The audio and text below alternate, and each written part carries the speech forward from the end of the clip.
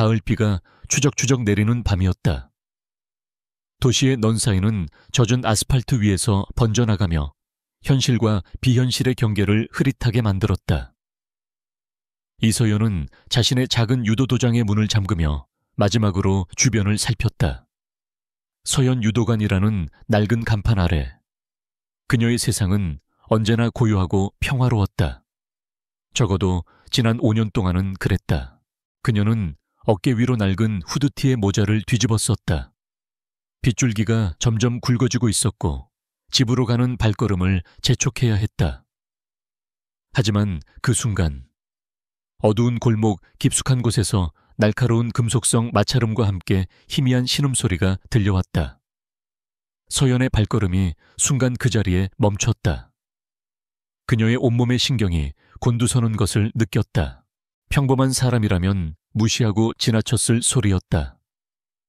오히려 위험을 감지하고 더 빠른 걸음으로 자리를 피하는 것이 현명한 선택일 터였다. 서연 역시 머리로는 그것이 옳다고 생각했다. 그녀는 더 이상 과거의 이서연이 아니었다. 어둠과 폭력, 비비린내 나는 세상에서 도망쳐 겨우 얻어낸 평화였다. 다시는 그 무엇과도 바꾸고 싶지 않았다. 하지만 그녀의 몸은 이성과는 다르게 반응했다. 훈련된 본능이, 수없이 반복했던 생존 기술이 그녀의 피 속에서 다시 깨어나고 있었다. 골목 안에서 들려오는 소리는 단순한 취객의 싸움이 아니었다. 짧고 간결한 타격음, 그리고 억눌린 고통의 소리.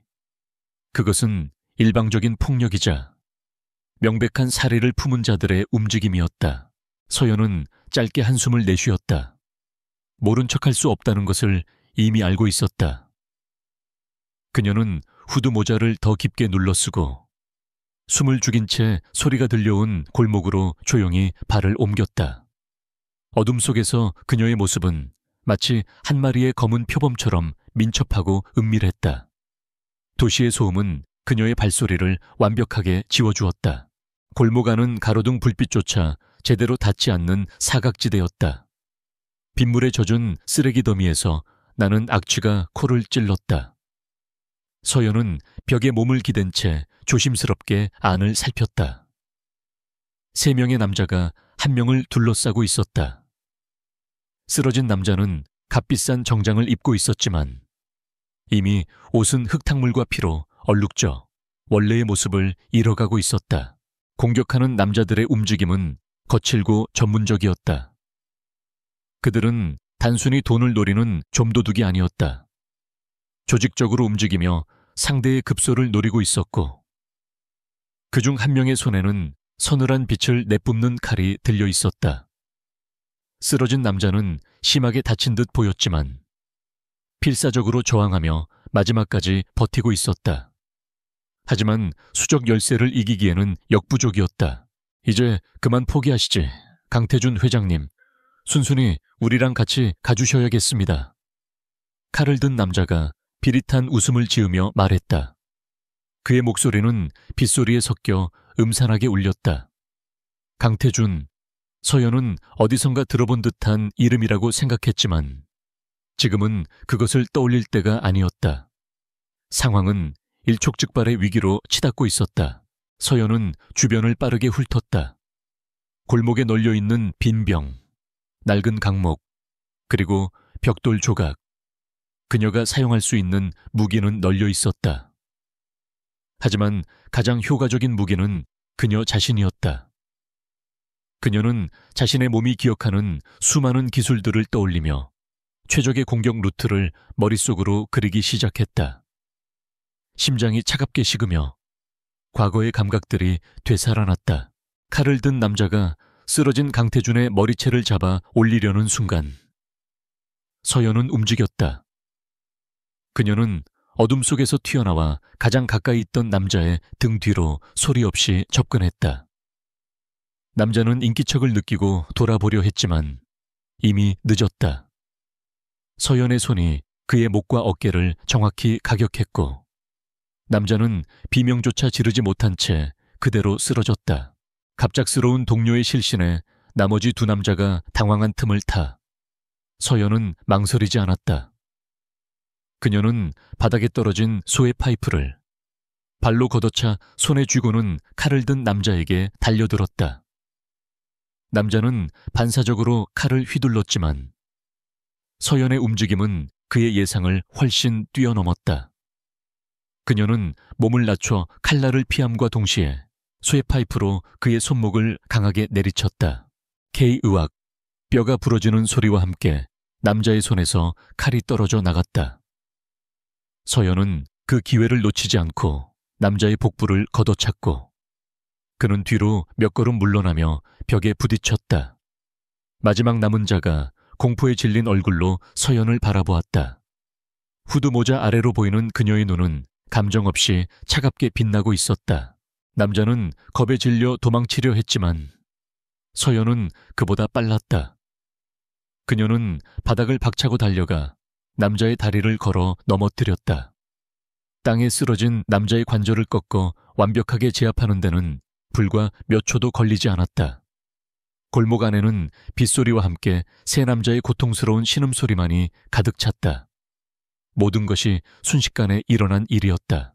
상황이 종료되자 서연은 그제야 쓰러져 있는 남자에게 시선을 돌렸다. 그는 벽에 등을 기댄 채 가쁜 숨을 몰아쉬고 있었다. 서연은 천천히 그에게 다가갔다. 가까이서 본 그의 모습은 처참했다. 입가에서는 피가 흘러내렸고 값비싼 셔츠는 찢어져 깊은 자상을 드러내고 있었다. 아마도 아까 그 칼에 베인 상처일 것이다. 서연은 무릎을 꿇고 그의 상태를 살폈다. 괜찮습니까? 움직일 수 있겠어요. 그녀의 목소리는 평소와 달리 낮고 침착했다. 남자는 대답 대신 고개를 들어 서연을 빤히 쳐다보았다. 짙은 어둠 속에서도 그의 눈빛만은 형형하게 빛나고 있었다.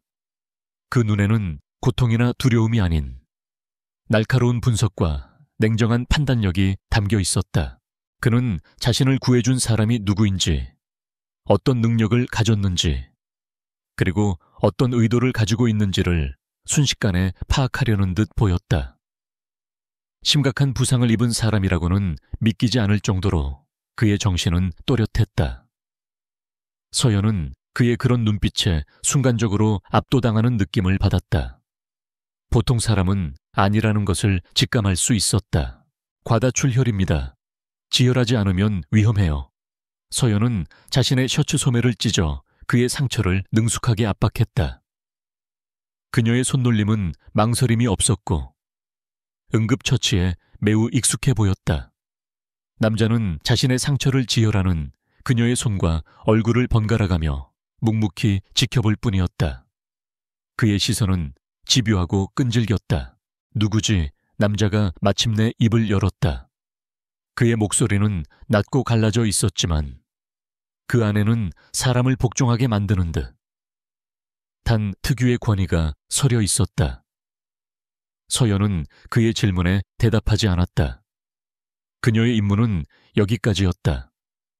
위험에 처한 사람을 구했고 이제 그녀는 다시 자신의 평범한 일상으로 돌아가야 했다. 서연은 지혈을 마친 후 자리에서 일어났다. 곧 구급차가 올 겁니다. 경찰에도 신고했으니 조금만 버티세요. 그녀는 휴대폰을 꺼내 익명으로 신고 전화를 건 후 미련 없이 돌아섰다. 그녀는 이 일에 더 이상 엮이고 싶지 않았다. 남자의 신원도, 그를 공격한 사람들의 정체도 그녀가 알 바 아니었다. 잠깐, 남자가 그녀를 불러 세웠다. 그의 목소리에는 거절할 수 없는 힘이 실려 있었다. 하지만 서연은 걸음을 멈추지 않았다. 그녀는 다시 어둠 속으로 사라져야 했다. 그녀가 골목을 거의 빠져나갈 무렵 남자의 마지막 말이 그녀의 등 뒤에 비수처럼 꽂혔다. 나는 강태준이다. 은성그룹의 강태준. 반드시 당신을 찾아내지. 그 말을 끝으로 그는 의식을 잃고 쓰러졌다. 서연은 순간적으로 걸음을 멈칫했지만 끝내 뒤돌아보지 않았다. 강태준. 은성그룹, 대한민국 경제를 움직이는 거대 기업의 총수, 냉혈한으로 알려진 바로 그 CEO였다. 어째서 그런 거물이 이런 뒷골목에서 습격을 당한 것일까? 그녀의 머릿속은 복잡해졌지만 애써 그 생각들을 지워버렸다. 집으로 돌아온 서연은 젖은 옷을 갈아입고 거울 앞에 섰다. 거울에 비친 자신의 모습은 평범한 유도관 관장이었다. 하지만 그녀의 눈빛은 오늘 밤을 기점으로 다시 과거의 날카로움을 되찾고 있었다. 5년 동안 애써 묻어두었던 과거의 망령이 오늘 밤의 사건으로 인해 다시 그녀의 주위를 맴돌기 시작한 것 같았다. 그녀는 주먹을 꽉 쥐었다. 강태준이라는 남자의 마지막 눈빛이 잊히지 않았다. 그것은 단순한 감사의 표시가 아니었다. 흥미와 소유욕, 그리고 자신을 완벽하게 파헤쳐 보겠다는 집요한 의지가 담긴 눈빛이었다. 반드시 당신을 찾아내지. 그의 말은 단순한 협박이 아니라 기정사실을 통보하는 것처럼 들렸다. 서연은 앞으로 자신의 삶이 더 이상 평온하지 않을 것임을 직감했다. 다음 날 아침, 뉴스에서는 간밤에 있었던 대기업 회장 피습 사건에 대해 대대적으로 보도하고 있었다. 언론에서는 단순 강도 사건으로 추정하고 있었지만 서연은 그것이 아님을 알고 있었다. 강태준은 병원으로 옮겨져 수술을 받았고 생명에는 지장이 없다는 소식이 흘러나왔다. 서연은 안도했지만 동시에 불안감도 커져만 갔다. 그녀는 평소와 다름없이 도장의 문을 열고 수련생들을 맞이했다. 아이들의 기합 소리와 웃음소리가 도장 안에 가득 찼다. 서연은 이 평화로운 풍경을 지키고 싶었다. 그래서 더더욱 어젯밤의 일을 잊으려 애썼다.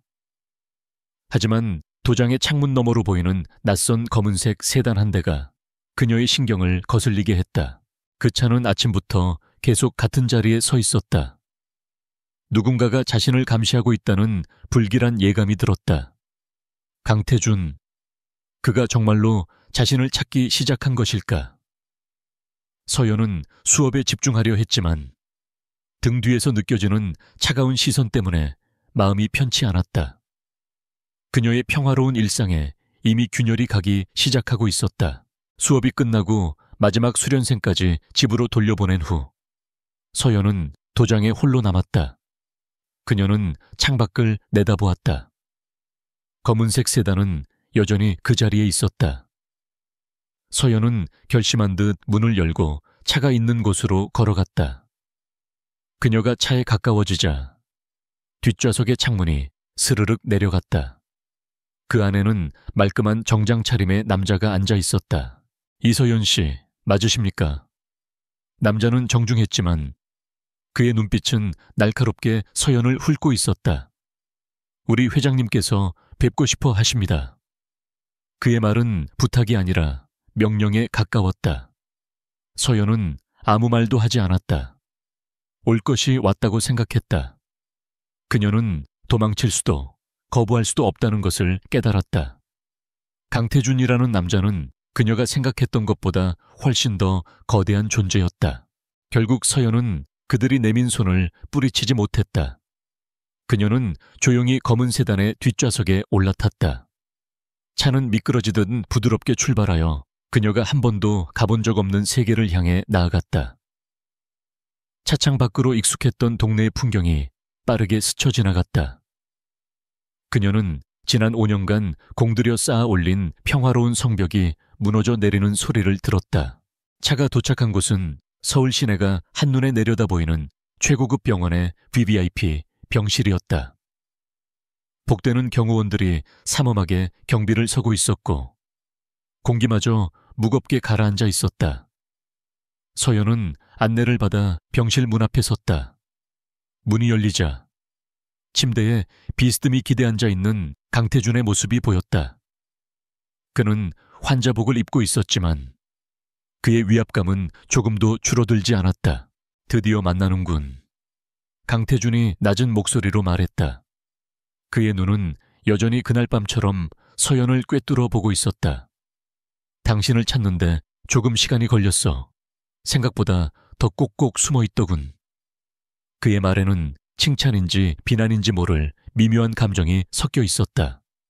서연은 그저 묵묵히 그를 바라볼 뿐이었다.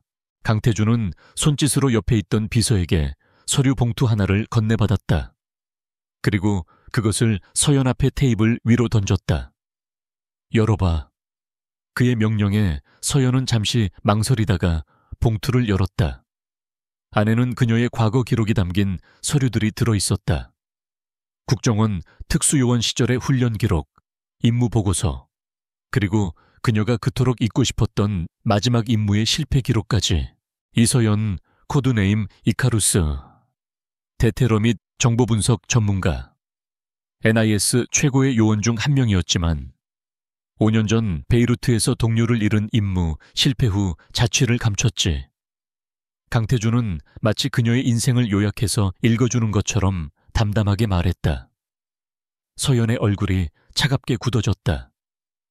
그녀의 가장 깊은 비밀이 이렇게 쉽게 파헤쳐질 줄은 몰랐다. 그녀는 고개를 들어 강태준을 노려보았다. 그녀의 눈빛에는 경고의 의미가 담겨 있었다. 하지만 강태준은 전혀 위축되지 않았다. 오히려 그는 재미있다는 듯 희미한 미소를 지었다. 그 눈빛, 마음에 들어. 아직 죽지 않았군. 그날 밤의 실력도 우연이 아니었고. 그는 몸을 바로 세우며 서연에게 한 걸음 더 다가왔다. 내가 왜 공격당했는지 궁금하지 않나? 강태준이 물었다.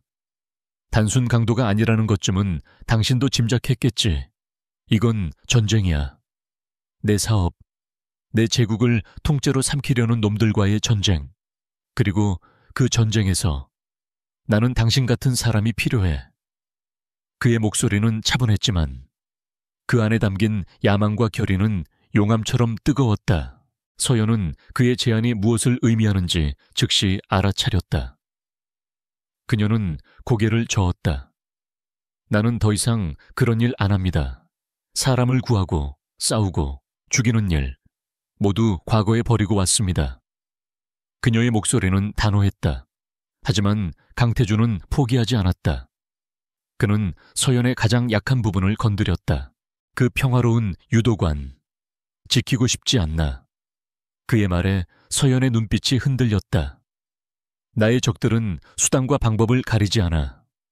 그들은 이미 당신의 존재를 눈치챘을지도 몰라. 당신이 나를 도왔다는 사실만으로도 당신과 당신 주변 사람들은 위험해질 수 있어. 나와 함께라면 내가 당신의 그 작은 평화를 지켜주지. 그것은 제안인 동시에 협박이었다. 서연은 선택의 여지가 없음을 깨달았다. 그녀가 거부한다면 강태준은 그녀를 내버려 둘 것이고 그의 적들은 그녀를 가만두지 않을 것이다. 결국 그녀가 애써 지켜온 모든 것이 파괴될 터였다. 그녀는 운명의 장난에 다시 한번 휘말리게 된 것이다. 어둠에서 벗어나려 할수록 더 깊은 어둠이 그녀를 끌어당기고 있었다. 내가 뭘 하면 됩니까? 결국 서연의 입에서 체념 섞인 질문이 흘러나왔다. 그녀의 대답에 강태준의 입가에 만족스러운 미소가 번졌다.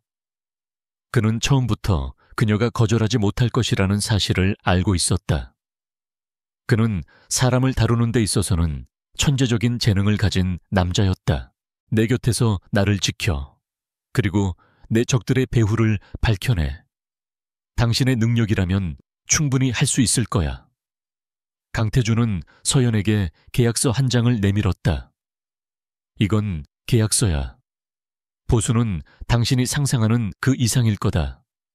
당신의 과거는 내가 완벽하게 묻어주지.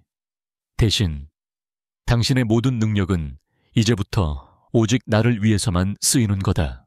서연은 계약서를 내려다보았다. 그것은 단순한 고용계약서가 아니었다. 그녀의 남은 인생을 통째로 저당 잡히는 악마와의 계약처럼 보였다. 하지만 그녀에게는 다른 선택지가 없었다. 그녀는 펜을 들어 자신의 이름을 적었다. 이서연. 그 세 글자를 쓰는 순간 그녀는 5년간의 평화로웠던 삶에 마침표를 찍고 다시 한번 피와 쇼얀, 이 난무하는 전쟁터로 걸어 들어갔다. 그곳에는 냉혈한 CEO 강태준이라는 또 다른 폭풍이 기다리고 있었다. 강태준의 퇴원과 함께 이서연의 새로운 삶이 시작되었다. 그녀가 처음 발을 들인 은성그룹의 본사 건물은 그야말로 거대한 강철 요새와 같았다. 서울의 중심부에 우뚝 솟은 빌딩은 차가운 유리와 금속으로 뒤덮여 있었고 주변의 모든 것을 압도하는 듯한 위압감을 풍겼다. 건물 안으로 들어서자 서연은 대리석 바닥에서 울리는 자신의 또각거리는 구두 소리가 어색하게 느껴졌다. 그녀의 복장은 더 이상 낡은 후드티와 운동복이 아니었다. 강태준의 비서가 준비해준 검은색 정장은 그녀의 몸에 완벽하게 맞춰져 있었고 활동성을 저해하지 않으면서도 전문가적인 분위기를 자아냈다. 하지만 아무리 비싼 옷을 입어도 그녀는 이 차가운 세상에 속하지 않은 이방인이라는 느낌을 지울 수 없었다. 모든 것이 낯설고 거대했다. 강태준의 집무실은 최상층에 위치해 있었다. 거대한 통유리창 너머로 서울의 정형이 파노라마처럼 펼쳐졌다. 집무실의 인테리어는 강태준 그 자신을 닮아 있었다. 불필요한 장식 하나 없이 모든 것이 기능과 효율성을 위해 존재했다. 그곳에서 서연은 강태준의 공식적인 경호팀과 처음으로 대면하게 되었다. 경호팀장인 최진석은 군 특수부대 출신의 베테랑이었다. 그는 날카로운 눈매와 다부진 체격, 그리고 풍부한 경험에서 우러나오는 자신감을 가지고 있었다. 최 팀장은 강태준의 옆에 서 있는 서연을 위아래로 훑어보았다. 그의 시선에는 노골적인 불신과 경계심이 가득했다. 낙하산. 그것도 여자가 자신의 팀에 들어온다는 사실이 마음에 들지 않는다는 표정이었다. 회장님, 이쪽은? 최 팀장이 묻는 목소리에는 예의를 가장한 가시가 돋쳐 있었다. 강태준은 소파에 앉아 서류를 검토하며 시선도 들지 않은 채 대답했다. 이서연 씨다. 오늘부터 내 개인 경호를 총괄하게 될 사람이야. 최 팀장은 앞으로 이서연 씨의 지시에 따르도록. 그 말은 폭탄 선언과도 같았다. 최 팀장의 얼굴이 굳어졌다. 그뿐만 아니라 그의 뒤에 서 있던 다른 경호원들의 얼굴에도 당혹감과 불만이 스쳐 지나갔다. 자신들의 전문성을 무시당했다는 모욕감, 그리고 정체불명의 여자에게 지위를 받아야 한다는 굴욕감이 그들을 자극했다. 그들은 서연을 향해 거의 적이에 가까운 시선을 보내기 시작했다. 회장님, 외람된 말씀이지만 경호는 전문성이 요구되는 분야입니다. 검증되지 않은 인물에게 회장님의 안전을 맡길 수는 없습니다. 최 팀장은 강태준의 결정에 정면으로 반박했다. 그것은 그가 할 수 있는 최대한의 저항이었다. 하지만 강태준은 코웃음 쳤다. 검증 당신들이 말하는 그 전문성 덕분에 내가 뒷골목에서 칼을 맞았지. 강태준의 차가운 지적에 최 팀장은 입을 다물었다. 그것은 경호팀 전체의 뼈아픈 실패였다. 강태준은 그제야 서류에서 눈을 떼고 서연을 바라보았다. 실력으로 증명해. 이 바닥은 원래 그런 곳이니까. 당신에게 정원을 주지. 내 안전에 관한 모든 것, 경호 시스템, 인력 배치, 동선 파악까지 당신이 원하는 대로 바꿔도 좋아. 이 일을 제기하는 자는 해고야. 강태준의 선언은 서연에게 막강한 권한을 부여함과 동시에 그녀를 경호팀 전체의 공공의 적으로 만들었다. 서연은 그들의 따가운 시선을 온몸으로 받으며 조용히 고개를 끄덕였다. 그녀는 변명하거나 자신을 내세우지 않았다. 말보다는 행동으로 보여주는 것이 그녀가 살아온 방식이었다. 그녀의 침묵은 어떤 이들에게는 오만함으로, 또 다른 이들에게는 무언의 자신감으로 비쳤다. 첫 업무는 기존의 경호 시스템을 파악하는 것이었다. 서연은 최 팀장에게 관련 자료를 모두 요청했다. 최 팀장은 마지못해 자료를 넘겨주었지만 그의 태도는 여전히 비협조적이었다. 그는 서연이 곧 한계를 드러내고 스스로 물러나기를 바라는 듯했다. 하지만 서연은 그의 태도에 전혀 개의치 않았다. 그녀는 밤늦게까지 통제실에 남아 수백 개의 CCTV 화면과 방대한 양의 데이터를 분석하기 시작했다. 그녀의 눈은 놀라운 속도로 정보를 흡수했고 그녀의 머리는 복잡한 데이터 속에서 패턴과 변칙적인 부분을 찾아냈다. 그녀가 처음으로 발견한 것은 강태준의 동선이 너무 규칙적이고 예측 가능하다는 점이었다. 회장님은 매일 오전 8시 30분에 정확히 같은 경로로 출근하십니다. 지하 주차장에 전용 엘리베이터를 이용하시고요. 퇴근 시간도 거의 일정합니다. 서연은 다음 날 아침 강태준의 집무실에서 브리핑을 시작했다. 최 팀장을 비롯한 경호 팀원들도 배석한 자리였다. 이것은 적에게 나를 공격해달라고 광고하는 것과 같습니다. 최 팀장이 그녀의 말에 반박했다. 그 경로는 가장 안전하고 빠르게 이동할 수 있는 최적의 루트입니다. 모든 가능성을 염두에 두고 통제하고 있습니다. 하지만 서연은 고개를 저었다. 통제는 착각일 뿐입니다. 완벽한 통제란 존재하지 않아요. 적은 항상 우리의 예상을 뛰어넘는 곳에서 나타납니다. 변화를 주어야 합니다. 그녀는 새로운 이동 경로와 출퇴근 시간을 제안했다. 그녀의 계획은 기존의 방식을 완전히 뒤엎는 것이었다. 경호팀은 혼란에 빠졌지만 강태준은 흥미로운 눈빛으로 그녀의 브리핑을 들었다. 그는 단 한마디로 상황을 정리했다. 오늘부터 이서연 씨의 제안대로 실행해. 그의 신임은 절대적이었다. 서연의 다음 목표는 건물 내부의 보안 시스템이었다.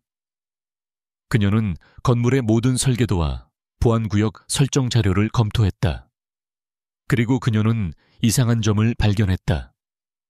최첨단 보안 시스템을 자랑하는 이 건물에는 이상하리 많지 많은 사각지대가 존재했다. 특히 임원 전용층과 비상계단 주변에 집중되어 있었다.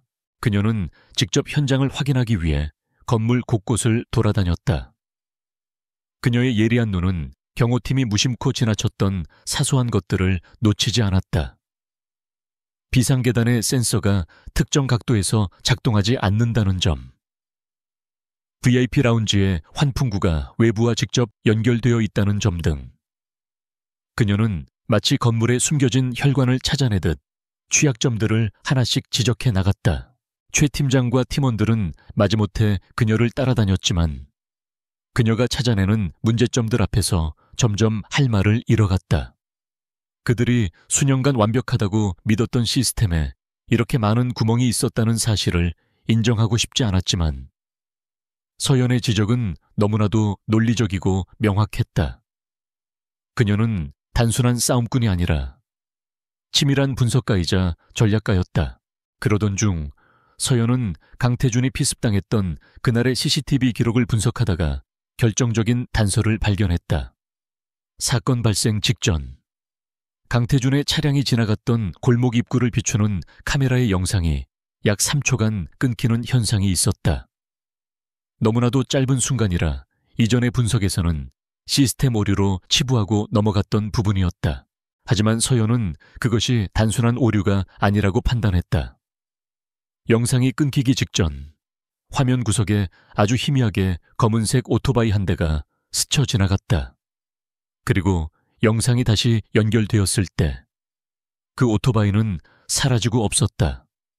그녀는 해당 시간대에 다른 모든 카메라 영상을 대조 분석하기 시작했다. 마치 거대한 퍼즐 조각을 맞추는 것과 같은 작업이었다. 몇 시간의 집중 끝에 그녀는 마침내 그 오토바이의 전체 이동 경로를 파악해냈다. 오토바이는 은성그룹 본사 건물 지하 주차장에서 나온 것이었다. 그리고 그 운전자는 헬멧과 마스크로 얼굴을 가리고 있었지만 그가 입고 있던 재킷 소매에 새겨진 작은 로고가 서연의 눈에 포착되었다. 그것은 은성그룹의 보안협력업체 중 한 곳의 로고였다. 내부 소행일 가능성이 높습니다. 서연은 자신의 분석 결과를 강태준에게 보고했다.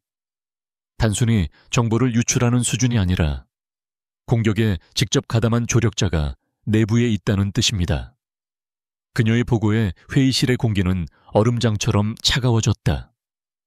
최 팀장은 믿을 수 없다는 표정으로 서연을 바라보았다. 말도 안 됩니다. 우리 직원들 중에 배신자가 있을 리 없습니다.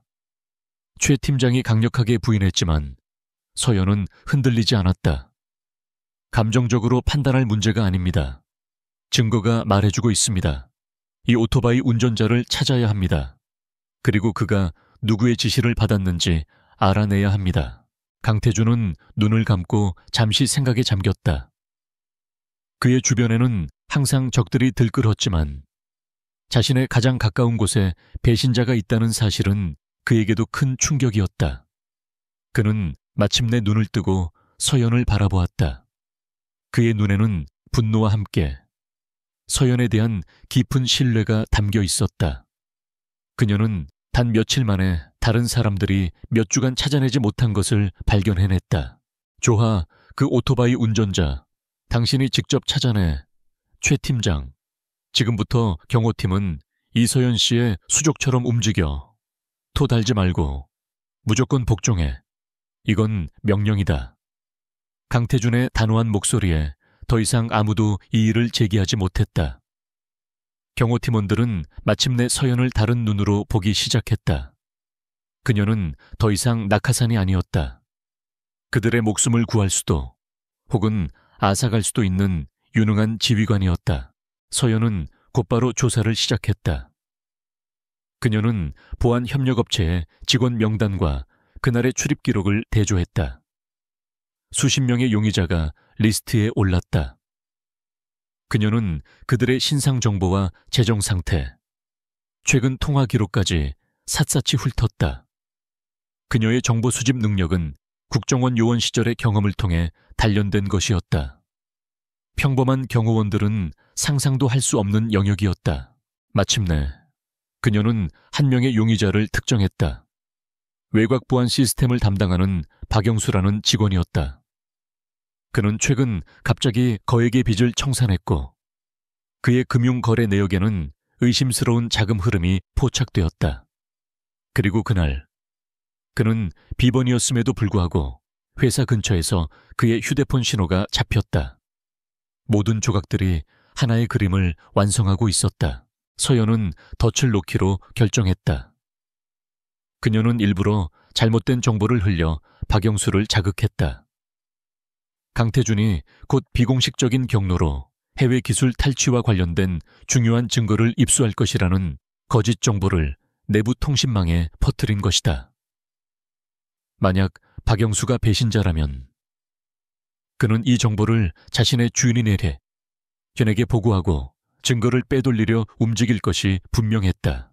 그리고 서연의 예상은 정확히 맞아떨어졌다.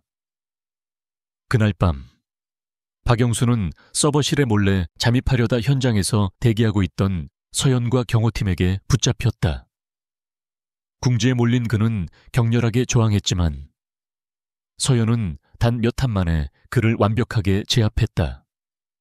그녀의 움직임은 군더더기 없이 간결하고 치명적이었다. 경호팀원들은 경외에 찬 눈으로 그 광경을 지켜보았다. 취조실에 앉은 박영수는 처음에는 굳게 입을 다물었지만 서연의 집요한 신문 앞에서 결국 무너져 내렸다. 그녀는 폭력을 쓰지 않았다. 대신 그녀는 그가 가진 불안감과 죄책감을 파고들었다. 그의 가족 이야기, 그의 미래에 대한 두려움을 언급하며 그를 심리적으로 압박했다. 마침내 박영수는 모든 것을 자백했다. 그에게 접근한 것은 경쟁사인 해진 산업의 사람들이었다. 그들은 그의 도박빚을 빌미로 협박했고 은성그룹의 내부 정보를 빼내는 대가로 거액의 돈을 제안했다. 강태준을 습격했던 그날 밤 골목길 CCTV를 잠시 무력화시킨 것도 바로 그였다. 모든 음모의 배후에는 해진산업의 박진우 회장이 있었다. 마침내 적의 윤곽이 드러나는 순간이었다. 내부 배신자인 박영수가 체포되면서 은성그룹 내부에는 거센 후폭풍이 몰아쳤다. 수년간 회사를 위해 일해온 직원이 경쟁사를 위해 회장을 위협했다는 사실은 모든 임직원에게 큰 충격을 주었다. 강태준은 이 사건을 조용히 덮는 대신 오히려 공개적으로 처리하며 내부 기강을 다잡는 계기로 삼았다. 그의 냉혹한 결정에 회사는 다시 한번 얼어붙었다. 이 모든 과정의 중심에는 이서연이 있었다. 그녀는 더 이상 정체불명의 낙하산이 아니었다. 회장의 목숨을 구하고 누구도 찾아내지 못했던 내부의 적을 색출해낸 유능한 해결사였다. 특히 최진석 팀장을 비롯한 경호팀의 태도는 180도 달라졌다. 그들은 서연의 지시에 절대적으로 복종했으며 그녀의 분석과 판단을 전적으로 신뢰하기 시작했다. 불신과 질투의 시선은 이제 존경과 경외감으로 바뀌어 있었다. 최 팀장은 개인적으로 서연을 찾아와 고개를 숙였다. 죄송했습니다. 제가 사람을 잘못 봤습니다. 앞으로는 목숨을 걸고 팀장님의 지시에 따르겠습니다. 그의 진심 어린 사과의 서연은 그저 담담하게 고개를 끄덕였다. 그녀는 개인적인 감정을 드러내는데 익숙하지 않았지만 비로소 제대로 된 팀을 얻었다는 사실에 작은 안도감을 느꼈다. 한편 해진산업의 박진우 회장은 분노에 휩싸였다. 그가 심어놓은 중요한 정보원이자 연결고리가 너무나도 허무하게 제거되었기 때문이다. 그는 자신의 계획을 망쳐놓은 이서연이라는 여자의 존재에 대해 심각한 위협을 느꼈다. 처음에는 강태준이 운 좋게 고용한 싸움 잘하는 여자 정도로 생각했지만 이제는 생각이 달라졌다. 그녀는 단순한 경호원이 아니었다. 강태준 그놈, 어디서 저런 괴물을 구해온 거지. 박진우는 자신의 비밀 사무실에서 부하들을 거칠게 몰아세웠다. 당장 저 여자의 뒷조사를 해. 뼈 한 조각까지 남김없이 샅샅이 파헤쳐. 그의 계획은 이제 강태준을 제거하는 것뿐만 아니라 자신의 앞길을 가로막는 이서연이라는 방해물을 치워버리는 것으로 수정되었다. 그는 더 이상 은밀하게 움직이지 않기로 결심했다. 며칠 후 은성그룹은 신기술 발표를 위한 대규모 기자회견을 열었다. 그것은 국방사업과 관련된 획기적인 기술이었고 전 세계에 이목이 집중되는 중요한 행사였다. 서연은 이 행사가 적에게 더할 나위 없이 좋은 공격 기회가 될 것이라고 예측했다. 그녀는 강태준에게 행사를 연기하거나 취소할 것을 건의했지만 그는 단호하게 거절했다. 여기서 물러서면 우리가 지는 거다. 적이 원하는 대로 끌려다닐 수는 없어. 강태준의 눈빛은 확고했다. 나는 내 기술을 세상에 증명할 것이고 당신은 내 목숨을 지켜 각자 자기 일을 하는 거야. 그의 말에는 서연에 대한 절대적인 신뢰가 담겨 있었다. 서연은 더 이상 반대하지 않았다. 대신 그녀는 완벽한 보안 계획을 세우는데 모든 역량을 쏟아부었다. 행사가 열리는 컨벤션 센터는 서연의 지휘 아래 철저한 통제에 들어갔다. 그녀는 기존의 보안 시스템을 믿지 않았다. 모든 출입구에 새로운 검색 장비를 설치했고 행사장 곳곳에 자신의 팀원들을 사복 차림으로 배치했다. 또한 모든 통신망을 감시하고 해킹 시도를 차단하기 위한 비상팀을 별도로 운영했다. 그녀는 눈에 보이는 위협뿐만 아니라 보이지 않는 위협까지 대비하고 있었다. 행사 당일 수많은 취재진과 국내외 귀빈들로 컨벤션 센터는 북새통을 이루었다. 강태준이 단상에 올라 신기술에 대한 프레젠테이션을 시작하자 모든 사람들의 시선이 그에게로 쏠렸다. 서연은 무대 아래 가장 눈에 띄지 않는 곳에서 날카로운 눈으로 행사장 전체를 살피고 있었다. 그녀의 귀에 꽂힌 인이어에서는 팀원들의 보고가 쉴 새 없이 들어왔다. 프레젠테이션이 절정에 달했을 때 바로 그 순간이었다. 갑자기 행사장 전체의 조명이 꺼지며 암흑에 휩싸였다. 동시에 천장에 스프링클러가 터지며 물줄기를 뿜어내기 시작했다. 사람들은 비명을 지르며 혼란에 빠졌고 행사장은 순식간에 아수라장으로 변했다. 서연은 즉시 이니어에 외쳤다. 상황 발생 알파팀은 회장님을 확보하고 브라보팀은 외부 탈출로를 차단해 서연의 예측대로였다. 적은 정면 공격 대신 혼란을 이용한 기습을 선택했다. 이것은 단순한 정전이 아니었다. 건물의 중앙통제 시스템이 해킹당한 것이다. 서연은 어둠 속에서도 침착함을 잃지 않았다. 그녀는 이미 이런 상황을 대비해 모든 팀원들에게 야간 투시경을 지급한 상태였다. 그녀 역시 허리춤에서 소형 야간 투시경을 꺼내 착용했다. 혼란 속에서 서연은 단상 위 강태준의 모습이 사라진 것을 발견했다. 경호팀이 그를 대피시키기 위해 움직인 것이다. 하지만 그 순간 그녀의 예리한 감각이 등 뒤에서 다가오는 서늘한 살기를 포착했다. 그녀는 본능적으로 몸을 날려 옆으로 굴렀다. 그녀가 원래 서 있던 자리의 벽에 퍽 소리와 함께 소음기가 달린 총알이 박혔다. 전문 킬러였다. 서연은 즉시 엄폐물 뒤로 몸을 숨겼다. 킬러는 군중 속에 섞여 모습을 감춘 채 계속해서 그녀를 향해 총을 쏘았다. 사람들의 비명소리와 물줄기 소리, 그리고 간헐적으로 들리는 소음기 총성이 뒤섞여 지옥 같은 풍경을 만들어냈다. 서연은 이 모든 혼란이 킬러가 강태준에게 접근할 시간을 벌어주기 위한 연막이라는 것을 깨달았다. 초회 팀장 회장님은 어디 있나? 서연이 다급하게 물었다. 비상대피로를 통해 이동 중입니다. 거의 다 빠져나왔. 최 팀장의 목소리가 갑자기 끊겼다. 그리고 그 뒤로 격렬한 몸싸움 소리와 총성이 들려왔다. 킬러는 한 명이 아니었다. 한 팀이 자신을 묶어두는 동안 다른 팀이 강태준을 직접 노리고 있는 것이다. 서연은 망설일 틈이 없었다. 그녀는 자신을 노리는 킬러의 위치를 파악하기 위해 일부러 몸을 살짝 노출시켰다. 총알이 그녀의 귓가를 스치고 지나갔다. 그녀는 그 짧은 순간에 총구의 화염을 포착하여 킬러의 위치를 정확히 파악했다. 그녀는 더 이상 방어만 할 수 없었다. 그녀는 엄폐물에서 뛰쳐나와 총알이 날아온 방향으로 전력 질주했다. 킬러는 서연의 대담한 행동에 잠시 당황했다. 그는 다시 방아쇠를 당기려 했지만 서연의 움직임은 상상을 초월했다. 그녀는 지그재그로 뛰며 총알을 피하는 동시에 주변의 테이블과 의자를 걷어차 킬러의 시야를 방해했다. 순식간에 거리를 좁힌 서연은 킬러의 총을 든 팔을 낚아채 관절을 꺾어버렸다. K-의학 킬러의 입에서 고통스러운 비명이 터져 나왔다. 그의 손에서 총이 떨어졌다. 서연은 그 틈을 놓치지 않고 그의 목을 팔꿈치로 가격하여 의식을 잃게 만들었다.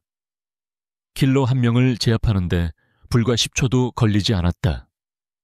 그녀는 바닥에 떨어진 킬러의 무정의를 집어들고 지체 없이 강태준이 향한 비상대피로로 달려갔다.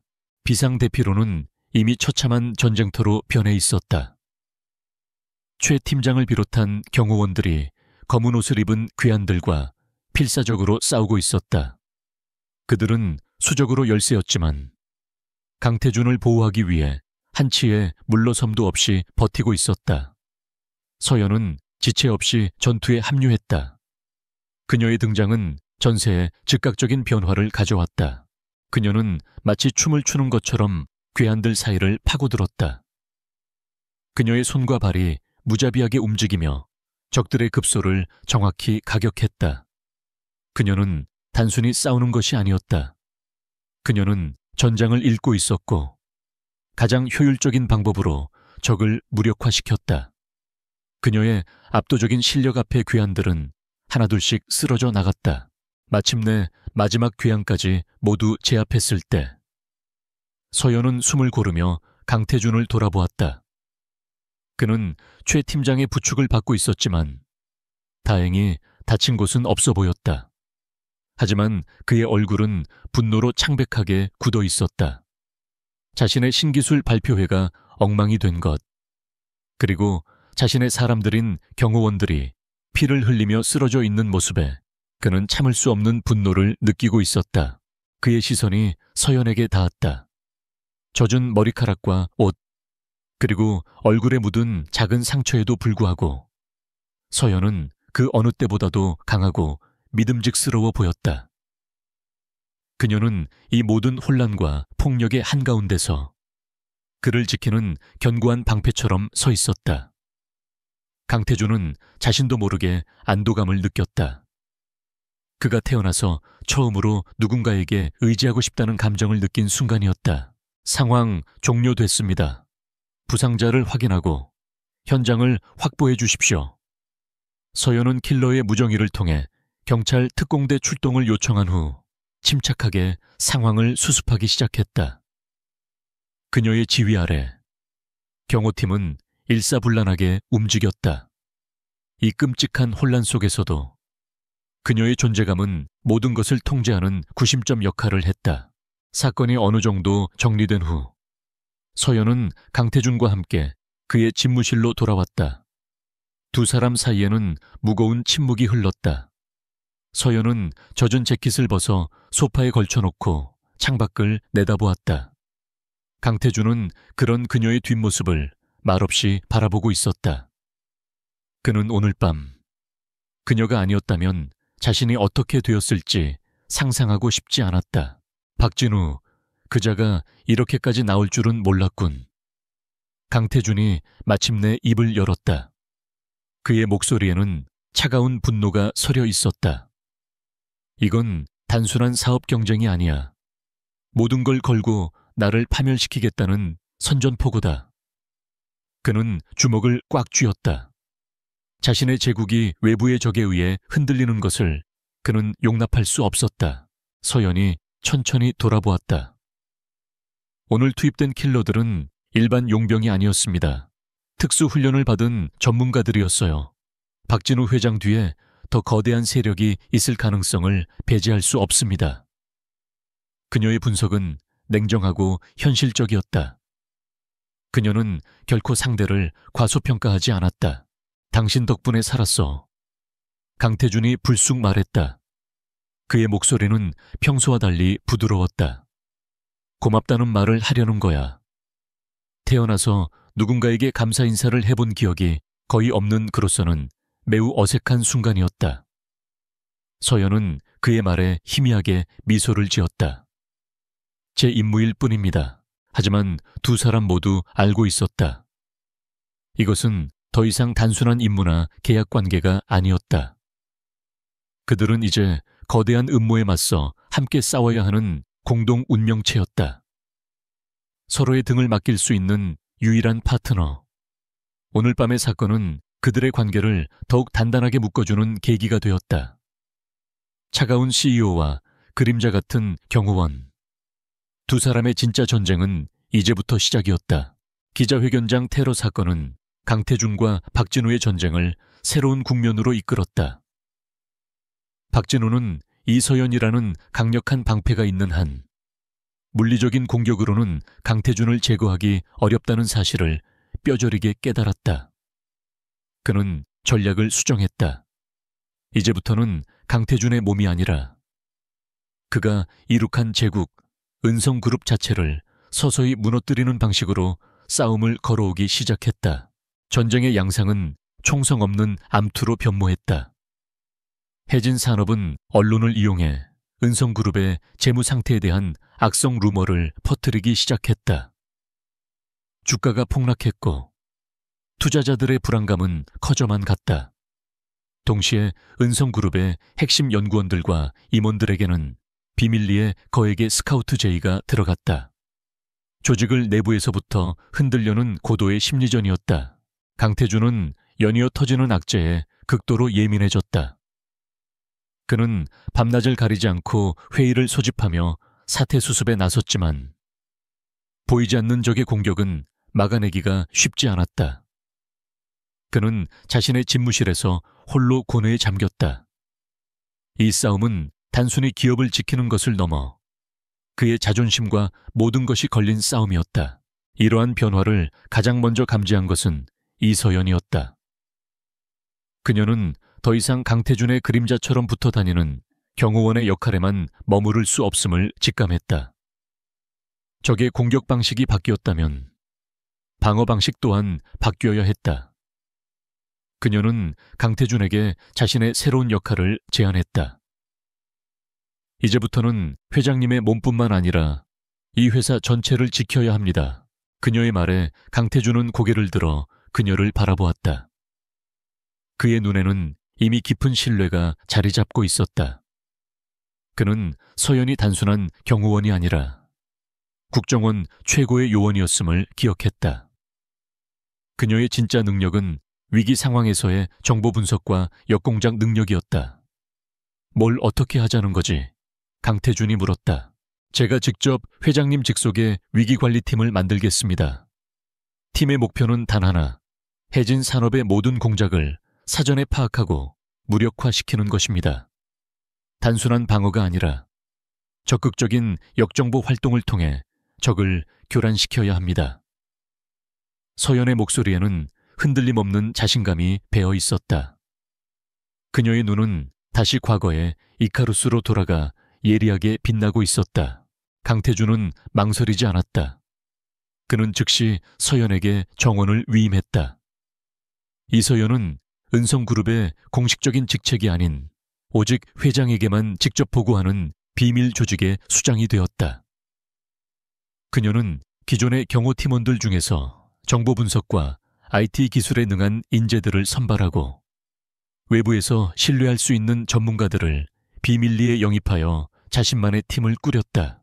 서연의 팀이 가장 먼저 시작한 일은 내부 정보망을 점검하는 것이었다. 그녀는 박영수 외에 또 다른 정보원이 내부에 잠복해 있을 가능성을 높게 보았다. 그녀는 회사의 모든 통신 기록과 데이터 이동 경로를 분석하며 의심스러운 정황을 추적했다. 그녀의 팀은 은성그룹 전체를 거대한 체스판으로 보고 보이지 않는 적의 말이 어디에 숨어 있는지 찾아내기 시작했다. 얼마 지나지 않아 그들은 신기술 개발팀의 한 연구원이 정기적으로 외부 IP와 의심스러운 데이터를 주고받는 것을 포착했다. 그는 박진우가 심어놓은 또 다른 첩자였다. 하지만 서연은 그를 바로 체포하지 않았다. 그녀는 그를 역이용하기로 결정했다. 이제부터 그는 은성그룹의 정보를 빼내는 첩자가 아니라 해진 산업에 거짓 정보를 흘려보내는 완벽한 미끼가 될 터였다. 본격적인 고양이와 쥐의 게임이 시작되었다. 박진우는 기자회견장에서 공개되었던 신기술의 설계도를 빼내기 위해 혈안이 되어 있었다. 그것만 손에 넣을 수 있다면 은성그룹에 치명타를 입히고 국방사업의 주도권을 가져올 수 있었다. 서연은 바로 이 점을 노렸다. 그녀는 강태준과 함께 치밀한 함정을 설계하기 시작했다. 그들은 의도적으로 미끼 연구원에게 접근 권한을 조금씩 열어주었다. 마치 보안 시스템에 허점이 생긴 것처럼 보이게 위장했다. 동시에 그녀의 팀은 밤을 새워가며 가짜 설계도를 만들어냈다. 그 설계도는 겉보기에는 완벽했지만 핵심적인 부분에 치명적인 오류를 포함하고 있었다. 만약 이 설계도대로 제품을 생산한다면 결과는 끔찍한 폭발 사고로 이어질 것이었다.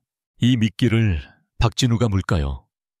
강태준이 모니터에 떠있는 가짜 설계도를 보며 물었다. 그의 목소리에는 기대와 불안이 섞여 있었다. 서연은 확신에 찬 목소리로 대답했다.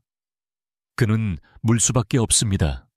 탐욕이 그의 눈을 가리고 있으니까요. 그는 강 회장님을 이기고 싶다는 욕망에 사로잡혀 합리적인 의심조차 하지 않을 겁니다. 며칠 후 그들의 예상대로 첩자 연구원은 가짜 설계도를 빼내는데 성공했다. 그는 자신이 엄청난 공을 세웠다고 생각하며 기뻐했다. 서연의 팀은 그의 모든 행동을 손바닥 들여다보듯 감시하고 있었다. 설계도가 박진우의 손에 넘어간 것이 확인되자 서연은 조용히 2단계 작전을 개시했다. 그것은 박진우가 스스로 무덤을 파게 만드는 것이었다. 박진우는 마침내 손에 넣은 설계도를 보고 광의했다. 그는 즉시 최고의 연구팀을 동원하여 시제품 제작에 착수하라고 지시했다. 그는 최대한 빨리 결과를 만들어내어 은성그룹의 기술이 별것 아니라는 것을 증명하고 싶었다. 그의 성급함과 오만함이 바로 서연이 노린 가장 큰 약점이었다. 은성그룹 내부에서는 아무도 이 사실을 알지 못했다. 서연의 팀은 철저한 보안 속에서 움직였다. 강태준은 매일 서연에게서 진행 상황을 보고받으며 박진우가 함정에 빠져드는 모습을 초조하게 지켜보았다. 그것은 마치 시한폭탄의 초침 소리를 듣고 있는 것과 같은 피를 말리는 기다림의 연속이었다. 시간이 흐를수록 해진 산업이 비밀리에 신무기 시제품을 개발하고 있다는 소문이 방산업계에 서서히 퍼져나갔다. 박진우는 은성그룹을 물먹일 결정적인 순간을 위해 의도적으로 정보를 조금씩 흘리고 있었다. 그는 공개 시연회를 열어 화려하게 부활하고 싶어 했다. 이 모든 것이 서연과 강태준이 설계한 시나리오대로 흘러가고 있었다. 서연은 단순히 기다리기만 한 것이 아니었다. 그녀는 해진 산업의 시제품 개발 과정을 면밀히 추적했다. 그녀는 자신의 과거 국정원 시절 인맥을 동원하여 해진 산업의 연구소 내부에도 정보원을 심어두었다. 고양이와 쥐의 게임은 이제 누가 상대의 수를 더 멀리 내다보는지에 대한 치열한 두뇌 싸움으로 번지고 있었다. 마침내 해진 산업이 비공개로 시제품 성능 테스트를 진행할 것이라는 첩보가 들어왔다. 장소는 인적이 드문 서해안의 한 폐기된 군사 실험장이었다. 박진우를 비롯한 해진 산업의 핵심 임원들이 모두 참석할 예정이었다. 서연은 이것이 박진우의 탐욕스러운 질주를 멈추게 할 마지막 기회라고 판단했다.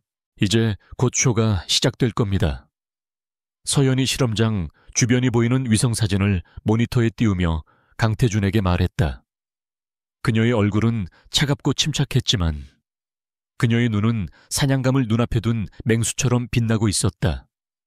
강태준은 말없이 고개를 끄덕였다. 그는 자신의 운명을, 그리고 회사의 운명을 이 여자에게 걸었다. 실험 당일 박진우는 자신감에 가득 찬 얼굴로 실험장에 나타났다. 그는 자신의 연구원들이 만들어낸 시제품을 보며 만족스러운 미소를 지었다. 그는 이 무기가 자신에게 엄청난 부와 명예를 가져다 줄 것이라고 확신했다. 그는 곧 강태준을 꺾고 업계의 정점에 서게 될 터였다. 그의 머릿속은 오직 승리에 대한 생각으로 가득 차 있었다. 카운트다운이 시작되었다. 멀리 떨어진 통제실에서 서연과 강태준은 실시간으로 전송되는 현장 영상을 숨죽이며 지켜보고 있었다. 모든 것이 계획대로였다.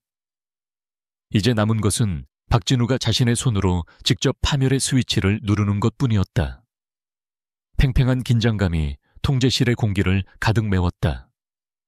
게임은 이제 막바지에 다다르고 있었다. 발사, 박진우의 힘찬 목소리와 함께 시제품이 불을 뿜었다. 하지만 그것은 하늘로 솟아오르지 않았다. 대신 시제품은 굉음과 함께 내부에서부터 터져나가기 시작했다. 설계도의 치명적인 오류가 마침내 그 모습을 드러낸 것이다. 연쇄적인 폭발이 일어나며 시제품은 거대한 화염에 휩싸인 채 산산조각 나버렸다. 폭발의 충격으로 실험장은 아수라장이 되었다. 박진우는 자신의 눈앞에서 벌어진 광경을 믿을 수 없다는 듯 망연자실한 표정으로 주저앉았다. 그의 꿈, 그의 야망, 그의 모든 것이 한 줌의 잿더미로 변해버리는 순간이었다. 그는 자신이 처음부터 강태준과 이서연의 손바닥 위에서 놀아났다는 사실을 그제야 깨달았다. 처절한 패배였다. 해진 산업의 시제품 폭발 사고는 업계에 거대한 파문을 일으켰다. 박진우는 천문학적인 손실을 입었을 뿐만 아니라 그의 명성과 리더십에도 치명적인 상처를 입었다. 비밀리에 진행된 테스트였음에도 불구하고 사고 소식은 알 수 없는 경로를 통해 삽시간에 퍼져나갔고 해진 산업의 주가는 바닥을 모르고 추락했다. 박진우는 평생 쌓아올린 모든 것이 무너져 내리는 굴욕을 맛보았다. 그의 분노는 이제 강태준을 넘어 이 모든 것을 설계한 이서연에게로 향했다. 그는 자신이 당한 방식 그대로 되갚아주기로 결심했다. 힘과 전략으로 이길 수 없다면 가장 원초적인 방법, 바로 인간의 신뢰를 파괴하는 방법을 사용하기로 한 것이다. 그는 강태준과 이서연을 연결하는 단단한 신뢰의 고리를 끊어버릴 계획을 세우기 시작했다. 그의 복수는 더욱 교활하고 악랄해졌다. 박진우의 새로운 목표는 이서연이 가장 신임하는 인물이자 이제는 그녀의 충실한 오른팔이 된 최진석 팀장이었다. 그는 최 팀장이 처음에는 서연을 불신했지만 이제는 그녀를 위해 목숨까지 바칠 수 있는 인물이라는 것을 알고 있었다. 만약 최 팀장을 배신자로 만들 수만 있다면 이서연의 리더십은 흔들릴 것이고 강태준의 마음속에는 의심의 씨앗이 다시 자라날 것이 분명했다. 며칠 후 강태준의 책상 위에 익명의 보고서 하나가 올라왔다. 보고서 안에는 최진석 팀장이 해진 산업의 위장회사로부터 거액의 자금을 받아온 것처럼 조작된 금융거래 내역과 그가 은성그룹의 내부 보안 정보를 유출한 것처럼 꾸며진 이메일 기록들이 담겨 있었다. 모든 증거는 너무나도 정교하게 조작되어 있어 언뜻 보기에는 반박의 여지가 없어 보였다. 보고서를 읽어 내려가는 강태준의 얼굴은 얼음장처럼 차갑게 굳어졌다. 그의 타고난 의심과 불신이 다시 고개를 들기 시작했다. 최진석은 10년 넘게 자신의 곁을 지켜온 충신이었다. 하지만 그의 눈앞에 놓인 증거들은 그 충성심에 의문을 제기하고 있었다. 과거의 그였다면 망설임 없이 최진석을 내쳤을 것이다. 하지만 지금 그의 곁에는 이서연이 있었다. 그는 서연을 호출했다. 서연은 보고서를 꼼꼼히 검토한 후 단호하게 고개를 저었다. 이건 함정입니다. 너무 완벽해서 오히려 의심스럽습니다. 박진우가 우리 사이를 이간질하기 위해 꾸민 계략입니다. 그녀의 목소리에는 최진석에 대한 확고한 믿음이 담겨 있었다. 그녀는 사람을 한번 믿으면 끝까지 믿는 성격이었다. 하지만 강태준의 생각은 달랐다. 완벽한 증거 앞에서는 믿음도 무력해질 수 있어. 최 팀장이 돈 때문에 흔들렸을 가능성을 완전히 배제할 수는 없지. 그의 목소리는 냉정했다. 이서연과 함께하며 조금씩 변해가고 있었지만 그의 본성은 여전히 냉혈한 CEO였다. 그는 감정보다는 증거와 사실을 믿는 사람이었다. 두 사람 사이에 처음으로 팽팽한 긴장감이 흘렀다. 제게 시간을 주십시오. 제가 최 팀장님의 결백을 증명하겠습니다. 만약 그때까지 증거를 찾아내지 못한다면 회장님의 처분에 따르겠습니다. 서연은 물러서지 않았다. 그녀는 자신의 판단과 사람을 보는 눈을 믿었다. 그리고 최 팀장의 충성심을 의심하지 않았다. 강태준은 그녀의 눈을 한참 동안 말없이 바라보았다. 그녀의 눈빛은 흔들림 없이 단단했다. 그는 결국 고개를 끄덕였다. 좋아, 딱 48시간을 주지. 그때까지 결백을 증명하지 못하면 나는 내 방식대로 처리한다. 그는 이서연이라는 변수를 다시 한번 믿어보기로 결정했다. 하지만 그의 마음속 의심은 완전히 사라지지 않았다. 서연은 즉시 자신의 팀을 소집하여 비밀리에 조사를 시작했다. 시간은 촉박했다. 그녀는 먼저 조작된 금융거래 내역을 파고들었다. 그녀는 자신의 국정원 시절 동료였던 화이트 해커에게 연락하여 자금의 출처와 흐름을 역추적해달라고 부탁했다. 그것은 불법적인 일이었지만 그녀는 지금 그런 것을 따질 여유가 없었다. 동시에 그녀는 최 팀장 몰래 그의 모든 동선을 파악하기 시작했다. 그를 의심해서가 아니었다. 그의 주변에서 조작의 증거를 찾기 위해서였다. 그녀는 최 팀장이 최근에 만난 사람들, 그가 방문했던 장소, 심지어 그가 버린 쓰레기까지 샅샅이 뒤졌다. 그녀의 조사는 거미줄처럼 촘촘하고 집요했다. 조사가 진행되는 동안 은성그룹 내부에서는 최진석 팀장에 대한 의심의 목소리가 점점 커져만 갔다. 박진우가 의도적으로 흘린 정보가 일부 임원들의 귀에까지 들어간 것이다. 그들은 강태준에게 즉시 최 팀장을 해임하고 조사를 시작해야 한다고 압박했다. 강태준은 서연과의 약속 때문에 결정을 미루고 있었지만 그의 인내심도 서서히 한계에 다다르고 있었다. 시간은 속절없이 흘러 약속된 48시간 중 절반이 지나갔다. 서연은 아직 결정적인 증거를 찾지 못했다. 그녀는 초조해지기 시작했다. 만약 최 팀장의 결백을 밝히지 못한다면 그녀는 신뢰하는 부하를 잃게 될 뿐만 아니라 강태준과의 신뢰 관계에도 금이 갈 것이었다. 이번 일은 그녀에게도 가장 큰 위기였다. 그녀는 다시 원점으로 돌아가 조작된 이메일 기록을 분석했다. 해진 산업과 최 팀장 사이에 오간 것처럼 꾸며진 이메일이었다. 이전의 분석에서는 아무런 허점을 발견하지 못했다. 하지만 서연은 포기하지 않았다.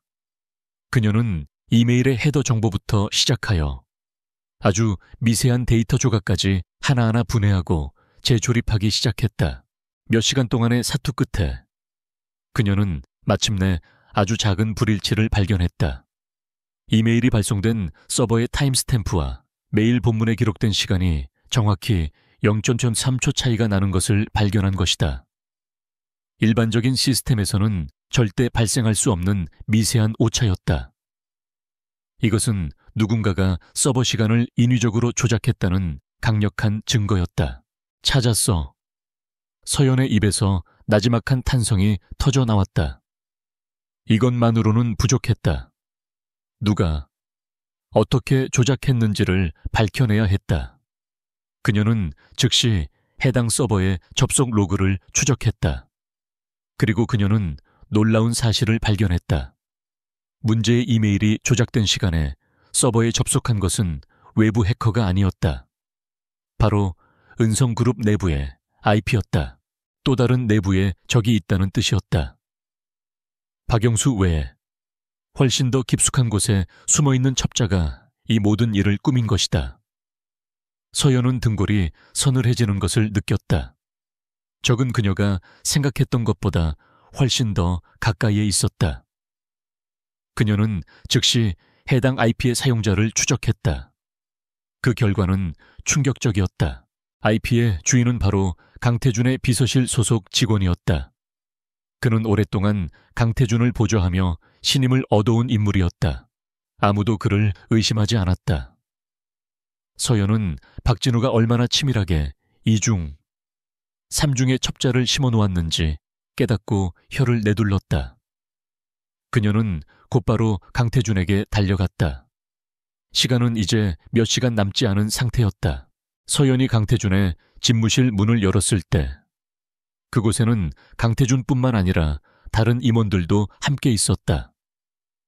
그들은 최진석의 처리를 두고 마지막 논의를 하고 있는 중이었다. 회장님, 더 이상 지체할 수 없습니다. 당장 최 팀장을 경찰에 넘겨야 합니다. 한 임원이 목소리를 높이고 있었다. 잠깐만요. 서연이 그들 사이를 파고들었다. 그녀는 숨을 고르며 자신이 찾아낸 증거를 강태준의 책상 위에 올려놓았다. 최진석 팀장님은 결백합니다. 이 모든 것은 조작되었고 진짜 범인은 내부에 있습니다. 그녀는 서버 로그 기록과 IP 추적 결과를 보여주며 침착하게 상황을 설명했다. 임원들은 믿을 수 없다는 표정으로 웅성거렸다. 강태준은 아무 말 없이 서연이 내민 자료를 날카로운 눈으로 훑어보았다.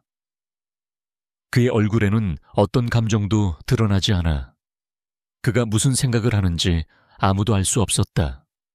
집무실 안에는 무거운 침묵만이 흘렀다. 서연의 운명과 최진석의 운명이 그의 입에 달려 있었다. 한참의 침묵 끝에 강태준이 마침내 고개를 들었다. 그는 서연을 바라보며 나지막이 말했다. 증거가 확실한가? 그의 질문에 서연은 망설임 없이 대답했다. 네, 확실합니다. 지금 당장 범인을 잡을 수 있습니다. 그녀의 대답에 강태준의 입가에 아주 희미한 미소가 번졌다. 그것은 안도와 신뢰의 미소였다. 그는 서연을 믿었던 자신의 선택이 틀리지 않았음을 확인했다. 좋아. 그럼 지금부터는 당신이 지휘해. 강태준은 서연에게 다시 한번 정원을 부여했다. 그는 다른 임원들을 향해 선언했다. 최진석 팀장에 대한 모든 혐의를 취소한다. 그리고 지금부터 이서연 실장의 지시에 따라 내부의 쥐새끼를 잡아들인다. 이해 있나? 그의 단호한 목소리에 아무도 더 이상 반박하지 못했다. 신뢰의 시험은 마침내 서연의 승리로 끝났다. 강태준의 명령이 떨어지자마자 이서연은 한치의 망설임도 없이 움직였다. 그녀의 팀은 비서실의 배신자를 체포하기 위해 신속하고 은밀하게 작전을 개시했다. 범인으로 지목된 직원은 평소와 다름없이 자신의 자리에서 업무를 보고 있었다. 그는 자신이 이미 거대한 그물에 걸려들었다는 사실을 전혀 눈치채지 못하고 있었다. 모든 것이 순식간에 일어났다. 서연과 최진석 팀장이 그의 양옆에 나타났을 때 그는 비로소 상황을 파악하고 필사적으로 저항하려 했다. 그는 컴퓨터의 데이터를 삭제하기 위해 마우스를 잡았지만 최 팀장의 강한 손이 그의 팔을 제압했다. 서연은 그의 컴퓨터에 소형 USB 장치를 꽂아 모든 데이터가 외부로 유출되거나 삭제되는 것을 완벽하게 차단했다. 작전은 소리 소문 없이 완벽하게 성공했다. 취조실로 끌려온 배신자는 처음에는 완강하게 버텼다. 하지만 서연이 그의 모든 행적과 증거를 눈앞에 제시하자 그의 방어선은 허무하게 무너져 내렸다. 그는 박진우 회장으로부터 막대한 자금을 받고 오랫동안 은성그룹 내부에 잠복해온 전문 산업 스파이였다. 최진석 팀장을 함정에 빠뜨리기 위한 공작을 실행한 것도 바로 그였다. 그의 자백을 통해 박진우의 절박함과 악랄함을 다시 한번 확인할 수 있었지만 그것만으로는 부족했다.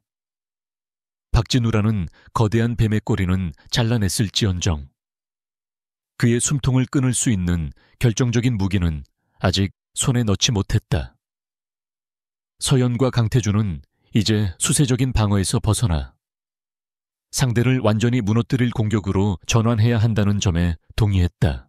박진우를 법적으로 그리고 사회적으로 완전히 매장시킬 수 있는 증거가 필요합니다. 서연이 말했다. 그녀의 목소리는 차갑고 단호했다.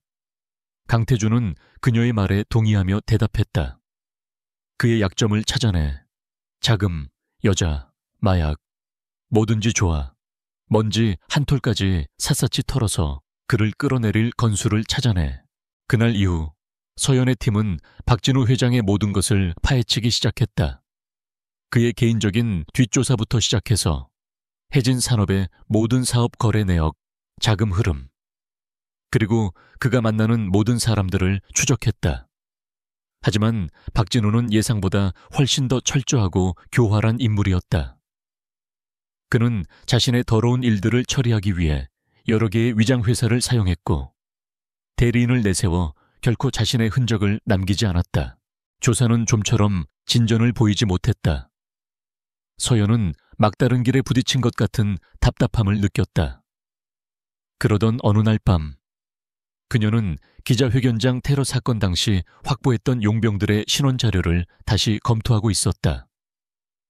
그들의 출신지, 과거 경력, 그리고 그들을 고용한 브로커에 대한 정보를 분석하던 중 그녀는 익숙한 이름 하나를 발견했다. 블랙 옵시디언. 그것은 국제적으로 활동하는 악명 높은 용병 중개 회사의 이름이었다. 그리고 그 이름을 보는 순간 서연의 머릿속에 섬광처럼 스쳐 지나가는 기억이 있었다. 잊으려야 잊을 수 없는. 그녀의 삶을 송두리째 바꿔놓았던 5년 전 베이루트에서의 마지막 임무. 그때 그녀와 그녀의 동료를 위기에 빠뜨렸던 배후 세력이 바로 블랙 옵시디언과 연계되어 있었다. 서연의 심장이 차갑게 가라앉았다. 우연일 수도 있었다. 하지만 그녀의 훈련된 직감은 이것이 단순한 우연이 아니라고 경고하고 있었다. 그녀는 애써 외면하고 봉인해 두었던 과거의 판도라 상자를 열어야만 했다.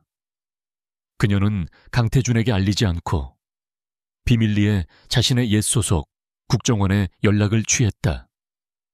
과거의 동료에게 부탁하여 5년 전 베이루트 임무 관련 파일을 다시 열람할 수 있는 권한을 얻어냈다. 파일을 전송받은 그날 밤 서연은 자신의 숙소에서 홀로 노트북을 열었다. 화면에 떠오르는 1급 기밀이라는 붉은색 경고 문구가 마치 그녀의 상처를 들쑤시는 것 같았다. 그녀는 떨리는 손으로 파일의 암호를 해제했다. 그 안에는 당시의 작전 계획, 현장 사진, 그리고 사망한 그녀의 파트너, 김민준의 사진이 들어있었다. 그의 웃고 있는 모습을 보자 서연의 눈시울이 뜨거워졌다. 그녀는 개인적인 감정을 억누르고 냉철한 분석가의 눈으로 자료를 다시 훑어보기 시작했다. 당시 임무의 목표는 베이루트에서 활동하는 무기 밀매 조직의 핵심 인물을 체포하는 것이었다. 하지만 작전은 정보 유출로 인해 실패했고 그 과정에서 파트너 김민준이 목숨을 잃었다. 공식적인 조사 결과는 단순 작전 실패로 종결되었다. 하지만 서연은 항상 배후에 무언가 더 큰 음모가 있다고 의심해왔다. 그녀는 파일의 가장 깊숙한 곳에 암호화되어 숨겨져 있던 자금 추적 보고서를 발견했다. 당시에는 기술적 한계로 완벽하게 복원하지 못했던 파일이었다. 서연은 현재의 기술과 자신의 능력을 총동원하여 파일 복원을 시도했다. 몇 시간의 사투 끝에 마침내 암호화된 장막이 걷히고 그 안의 내용이 드러났다. 그리고 그 내용을 확인하는 순간 서연은 온몸의 피가 역류하는 것 같은 충격을 받았다. 무기 밀매 조직에 자금을 댄 여러 개의 유령 회사 목록, 그리고 그 자금의 최종 수혜자로 지목된 인물의 이니셜, 빅고젝트브. 그 이니셜 아래에는 당시에는 신원이 특정되지 않았던 한 동양인 남자의 흐릿한 사진이 첨부되어 있었다. 서연은 사진을 확대했다. 5년이라는 세월의 흔적이 있었지만 그 얼굴을 알아보는 것은 어렵지 않았다. 바로 해진 산업의 박진우 회장이었다. 모든 조각이 맞춰지는 순간이었다. 박진우는 처음부터 단순한 기업가가 아니었다. 그의 부의 원천은 불법 무기 거래와 같은 더러운 사업에 기반을 두고 있었다. 5년 전 베이루트에서 그는 자신의 정체가 드러날 위기에 처하자 의도적으로 국정원 팀에게 거짓 정보를 흘려 작전을 실패하게 만들고 그 혼란을 틈타 자신의 흔적을 지워버린 것이었다. 파트너 김민준의 죽음은 사고가 아니라 박진우에 의한 계획된 살인이었다. 서연의 온몸이 분노로 떨려왔다. 그녀가 지난 5년간 죄책감과 트라우마에 시달리며 도망쳤던 과거의 진실이 바로 이것이었다. 그녀의 상대는 단순한 비리 기업가가 아니라 동료의 목숨을 앗아간 철천지 원수였다. 이제 이 싸움은 더 이상 강태준을 지키기 위한 임무가 아니었다. 그녀 자신의 과거를 바로잡고 죽은 동료의 복수를 위한 개인적인 전쟁이 되었다. 그녀는 보고서의 마지막 페이지에서 결정적인 증거를 발견했다. 박진우가 무기거래 대금을 송금했던 스위스 은행의 비밀 계좌 번호였다. 당시에는 누구의 소유인지 밝혀내지 못했지만 지금의 정보력과 강태준의 재력을 이용한다면 충분히 추적이 가능했다. 이 계좌 내용만 확보할 수 있다면 박진우의 모든 범죄 행각을 세상에 폭로하고 그를 국제사법재판소에 세울 수도 있었다. 서연은 해가 떠오르는 창밖을 멍하니 바라보았다. 밤새 계속된 작업으로 몸은 지쳐 있었지만 정신은 그 어느 때보다도 맑고 차가웠다.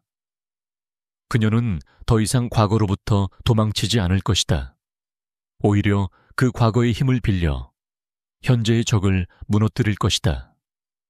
그녀는 샤워를 하고 가장 단정한 옷으로 갈아입은 후 강태준의 집무실로 향했다. 강태준은 이른 아침부터 자신을 찾아온 서연의 모습에 조금 놀랐다. 그녀의 얼굴은 평소보다 창백했지만 그녀의 눈은 마치 불꽃처럼 타오르고 있었다. 박진우를 끝낼 방법을 찾았습니다. 서연이 입을 열었다. 그녀는 자신이 밤새 알아낸 모든 사실들, 5년 전 베이루트에서의 임무, 파트너의 죽음, 그리고 그 배후에 박진우가 있었다는 충격적인 진실을 담담하게 털어놓았다. 모든 이야기를 들은 강태준은 한동안 아무 말도 하지 않았다. 그의 얼굴에는 놀라움과 함께 서연이 겪었을 고통에 대한 복잡한 감정이 스쳐 지나갔다. 그는 그녀가 왜 그토록 과거를 숨기고 싶어 했는지, 그리고 그녀가 짊어지고 있는 상처가 얼마나 깊은지를 비로소 이해하게 되었다. 그는 자리에서 일어나 서연에게 다가갔다. 이제부터 이건 당신의 개인적인 복수이기도 해.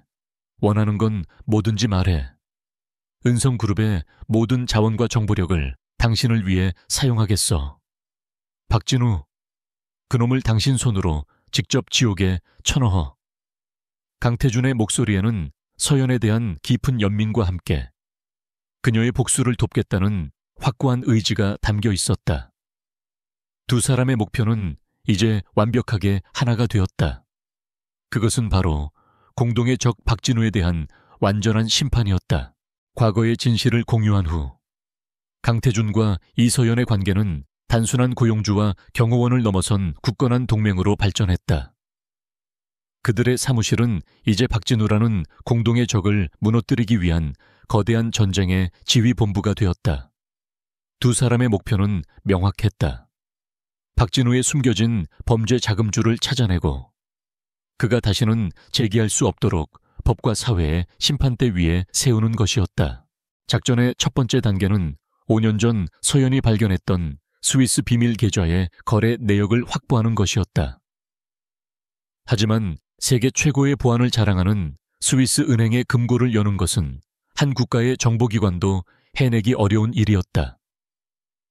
강태준은 그러나 망설이지 않았다. 그는 자신이 가진 모든 부와 인맥을 이 작전에 쏟아붓기로 결정했다. 돈이 얼마가 들든 상관없어. 세계 최고의 팀을 구해와. 강태준의 지시에 따라 서연은 과거 국정원 시절부터 알고 지내던 전설적인 해커 집단 판도라와 접촉했다. 그들은 돈만 주면 그 어떤 철벽 보안도 뚫을 수 있다고 알려진 실력자들이었다. 서연은 은성그룹에 막대한 자금 지원을 약속하며 그들에게 이번 작전을 의뢰했다. 거액의 계약금을 받은 판도라는 즉시 스위스 은행의 전산망에 침투하기 위한 작전을 개시했다. 그것은 보이지 않는 전장에서 벌어지는 치열한 사이버 전쟁이었다. 서연의 위기관리팀은 판도라가 활동하는 동안 그들의 흔적을 지우고 외부의 추적을 차단하는 등 지원 역할을 맡았다. 모두가 숨을 죽인 채 수만 킬로미터 떨어진 곳에서 벌어지는 해킹의 결과를 기다렸다. 증거를 확보하는 동안 서연과 강태준은 박진우를 끌어낼 무대를 준비하기 시작했다. 단순히 그의 범죄 사실을 언론에 터뜨리는 것만으로는 부족했다. 박진우가 가진 권력과 인맥이라면 충분히 진실을 왜곡하고 빠져나갈 수 있었다. 그가 자신의 입으로 죄를 시인하게 만들거나 모든 사람이 보는 앞에서 그의 가면을 벗겨버릴 결정적인 무대가 필요했다. 최적의 장소는 곧 다가올 아시아 방산 기술 안보 포럼이었다. 정부가 주최하고 아시아 각국의 국방부 장관들과 군 고위급 인사들, 그리고 세계적인 방산업체들이 모두 모이는 대규모 국제 행사였다. 만약 이 자리에서 박진우의 추악한 실체가 폭로된다면 그는 다시는 재기할 수 없을 정도로 완벽하게 몰락하게 될 터였다. 이제 남은 것은 박진우를 그 무대 위로 끌어낼 미끼였다. 그는 시제품 폭발 사고 이후 극심한 자금난에 시달리고 있었고 회사를 살리기 위해 필사적으로 새로운 사업 계약을 따내려 하고 있었다. 강태준은 바로 이 점을 이용하기로 했다. 그는 정부 고위층과의 커넥션을 동원하여 이번 포럼에서 차세대 스텔스 전투기 개발과 관련된 대규모 국책 사업이 발표될 것이라는 정보를 흘렸다. 그것은 수십조 원이 걸린 그야말로 해진 산업의 명운을 단번에 역전시킬 수 있는 거대한 프로젝트였다. 강태준은 마치 해진 산업에 연이은 악재로 인해 이 프로젝트를 포기한 것처럼 위장했다. 그는 일부러 은성그룹의 재무 상태가 좋지 않다는 루머를 방치했고 국책 사업 참여에 미온적인 태도를 보였다. 이 모든 것은 박진우의 탐욕과 조급함을 자극하기 위한 고도의 연기였다. 예상대로 박진우는 미끼를 물었다.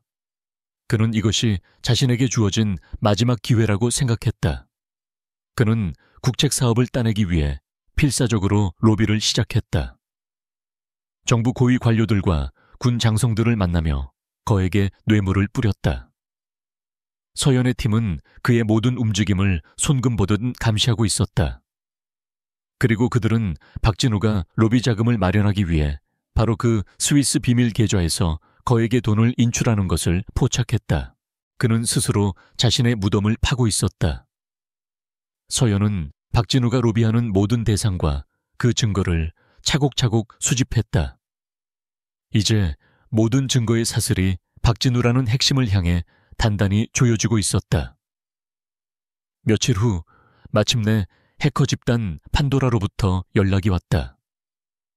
그들은 마침내 스위스 은행의 방화벽을 뚫고 지난 10년간의 모든 계좌 거래 내역을 확보하는 데 성공했다.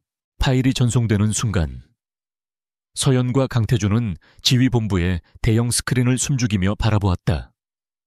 화면에 떠오른 거래 내역은 충격 그 자체였다. 박진우는 불법 무기 거래, 테러 조직 자금 지원, 분쟁 지역 다이아몬드 밀수 등 상상을 초월하는 범죄들을 통해 부를 축적해왔다. 5년 전 베이루트 사건의 자금 흐름 역시 그 안에 고스란히 기록되어 있었다. 모든 준비는 끝났다. 그들의 손에는 박진우의 숨통을 끊을 수 있는 가장 날카로운 칼이 쥐어져 있었다. 이제 남은 것은 그 칼을 언제, 어떻게 휘두를 것인가 하는 문제뿐이었다. 포럼 개막일이 다가올수록 지휘본부의 긴장감은 최고조에 달했다. 팀원들은 밤낮을 가리지 않고 마지막 시뮬레이션을 반복하며 모든 변수에 대비했다. 정말 이 방법으로 괜찮겠나? 강태준이 마지막으로 물었다. 그들의 계획은 매우 대담하고 위험했다. 자칫 잘못하면 은성그룹까지 큰 타격을 입을 수 있었다. 서연은 흔들림 없는 눈빛으로 그를 바라보았다. 뱀을 잡으려면 뱀굴로 들어가야 합니다. 그리고 박진우라는 뱀의 머리를 확실하게 짓밟으려면 이 방법밖에는 없습니다. 그녀의 확신에 찬 모습에 강태준은 더 이상 묻지 않았다. 그는 이 모든 판을 설계한 서연을 전적으로 믿기로 했다. 그는 단지 그녀가 필요로 하는 모든 것을 지원해주는 든든한 방패이자 창이 되어주면 될 뿐이었다. 그는 자신의 운명이, 그리고 죽은 동료의 복수를 짊어진 이 여자의 운명이 어떻게 펼쳐질지 조용히 지켜보기로 했다. 마침내 포럼 개막일 아침이 밝았다. 박진우는 그 어느 때보다 자신감에 넘치는 모습으로 포럼 현장에 나타났다.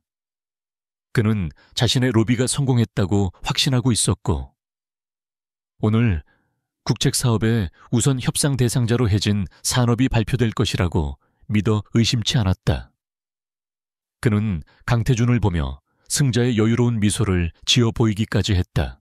같은 시각, 서연은 행사장 곳곳에 자신의 팀원들을 배치하고 마지막으로 상황을 점검하고 있었다.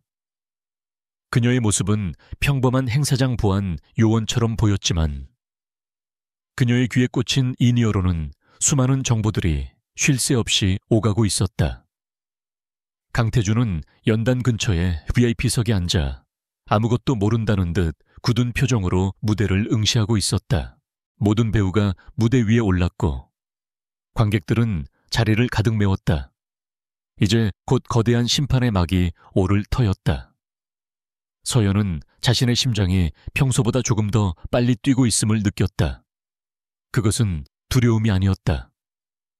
5년 동안 그녀를 짓눌렀던 과거의 악몽을 끝내고 죽은 동료의 영혼을 위로할 수 있는 순간이 마침내 다가왔다는 것에 대한 비장한 흥분이었다. 그녀는 조용히 이니어의 나지막이 속삭였다. 작전 개시, 아시아 방산기술안보포럼의 화려한 막이 올랐다. 각국의 군 관계자들과 외신 기자들로 가득 찬 행사장은 대한민국의 방산기술 위상을 보여주던 웅장하고 질서전견했다. 박진우는 가장 앞자리 VIP석에 앉아 여유로운 미소로 주변 사람들과 인사를 나누고 있었다. 그는 오늘 이 자리의 주인공이 자신이라는 것을 단 한순간도 의심하지 않았다. 강태준은 조금 떨어진 곳에서 무표정한 얼굴로 앉아 있었다. 그의 침착한 모습은 오히려 패배를 예감한 자의 초연함처럼 보였다. 박진우는 그런 강태준을 힐끗 보며 속으로 비웃었다. 애송이 같은 놈. 결국 이 판은 자신의 승리로 끝나게 될 것이라고 그는 확신했다. 그의 로비는 완벽했고 이제 그 결실을 맺을 시간만이 남아 있었다. 이서연은 무대 뒤편의 통제실에서 수십 개의 모니터를 통해 행사장 전체를 감시하고 있었다. 그녀의 팀원들은 행사장 곳곳에 관객처럼 위장한 채 만일의 사태에 대비하고 있었다. 그녀의 심장은 비장한 각오로 고동쳤다. 지금부터 벌어질 일들은 단순히 한 기업의 비리를 폭로하는 것을 넘어 죽은 동료의 명예를 되찾고 5년간의 악몽을 끝내는 신성한 의식과도 같았다. 마침내 행사의 하이라이트인 국방부 장관의 연설 시간이 다가왔다. 장관이 연단에 오르자 행사장의 모든 조명이 그에게로 쏠렸다. 장관은 준비된 연설문을 읽어 내려가기 시작했다. 그는 대한민국의 안보 현실과 방산기술의 미래에 대해 역설했다. 박진우는 지루하다는 표정을 감추지 못하며 빨리 자신의 이름이 호명되기만을 기다리고 있었다. 연설이 막바지에 다다를 무렵 장관의 목소리가 갑자기 낮고 무겁게 변했다. 하지만 우리의 안보를 위협하는 것은 외부의 적만이 아닙니다. 국가의 근간을 흔드는 내부의 부패와 사리사욕이야말로 가장 경계해야 할 적입니다. 행사장의 분위기가 순간 술렁였다.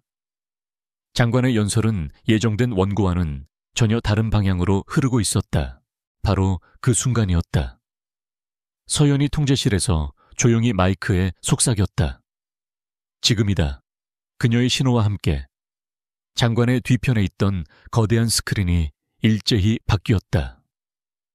원래대로라면 차세대 국책 사업의 개요가 떠올라야 할 스크린 위로 익숙한 스위스 은행의 로고와 함께 의문의 숫자 배열이 나타났다.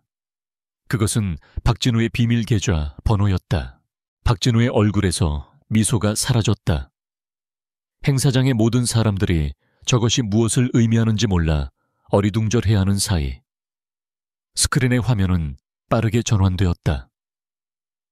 박진우의 이름과 함께 그가 불법 무기 밀매 조직과 주고받은 천문학적인 액수의 거래 내역이 적나라하게 펼쳐졌다. 날짜, 시간, 금액, 수신인까지 빼도 박도 못할 완벽한 증거였다. 행 사장은 충격으로 얼어붙었다. 화면은 멈추지 않았다. 박진우가 테러 단체에 자금을 지원한 내역, 아프리카 분쟁 지역에 다이아몬드를 밀수한 기록, 그리고 마지막으로 이번 국책 사업을 따내기 위해 정부 고위 관료들에게 거액의 뇌물을 전달한 증거까지 낱낱이 폭로되었다. 몇몇 관료들의 얼굴이 사색이 되어 굳어졌다. 이게 무슨 짓이야? 전부 조작이야. 강태준 저놈이 꾸민 짓이라고.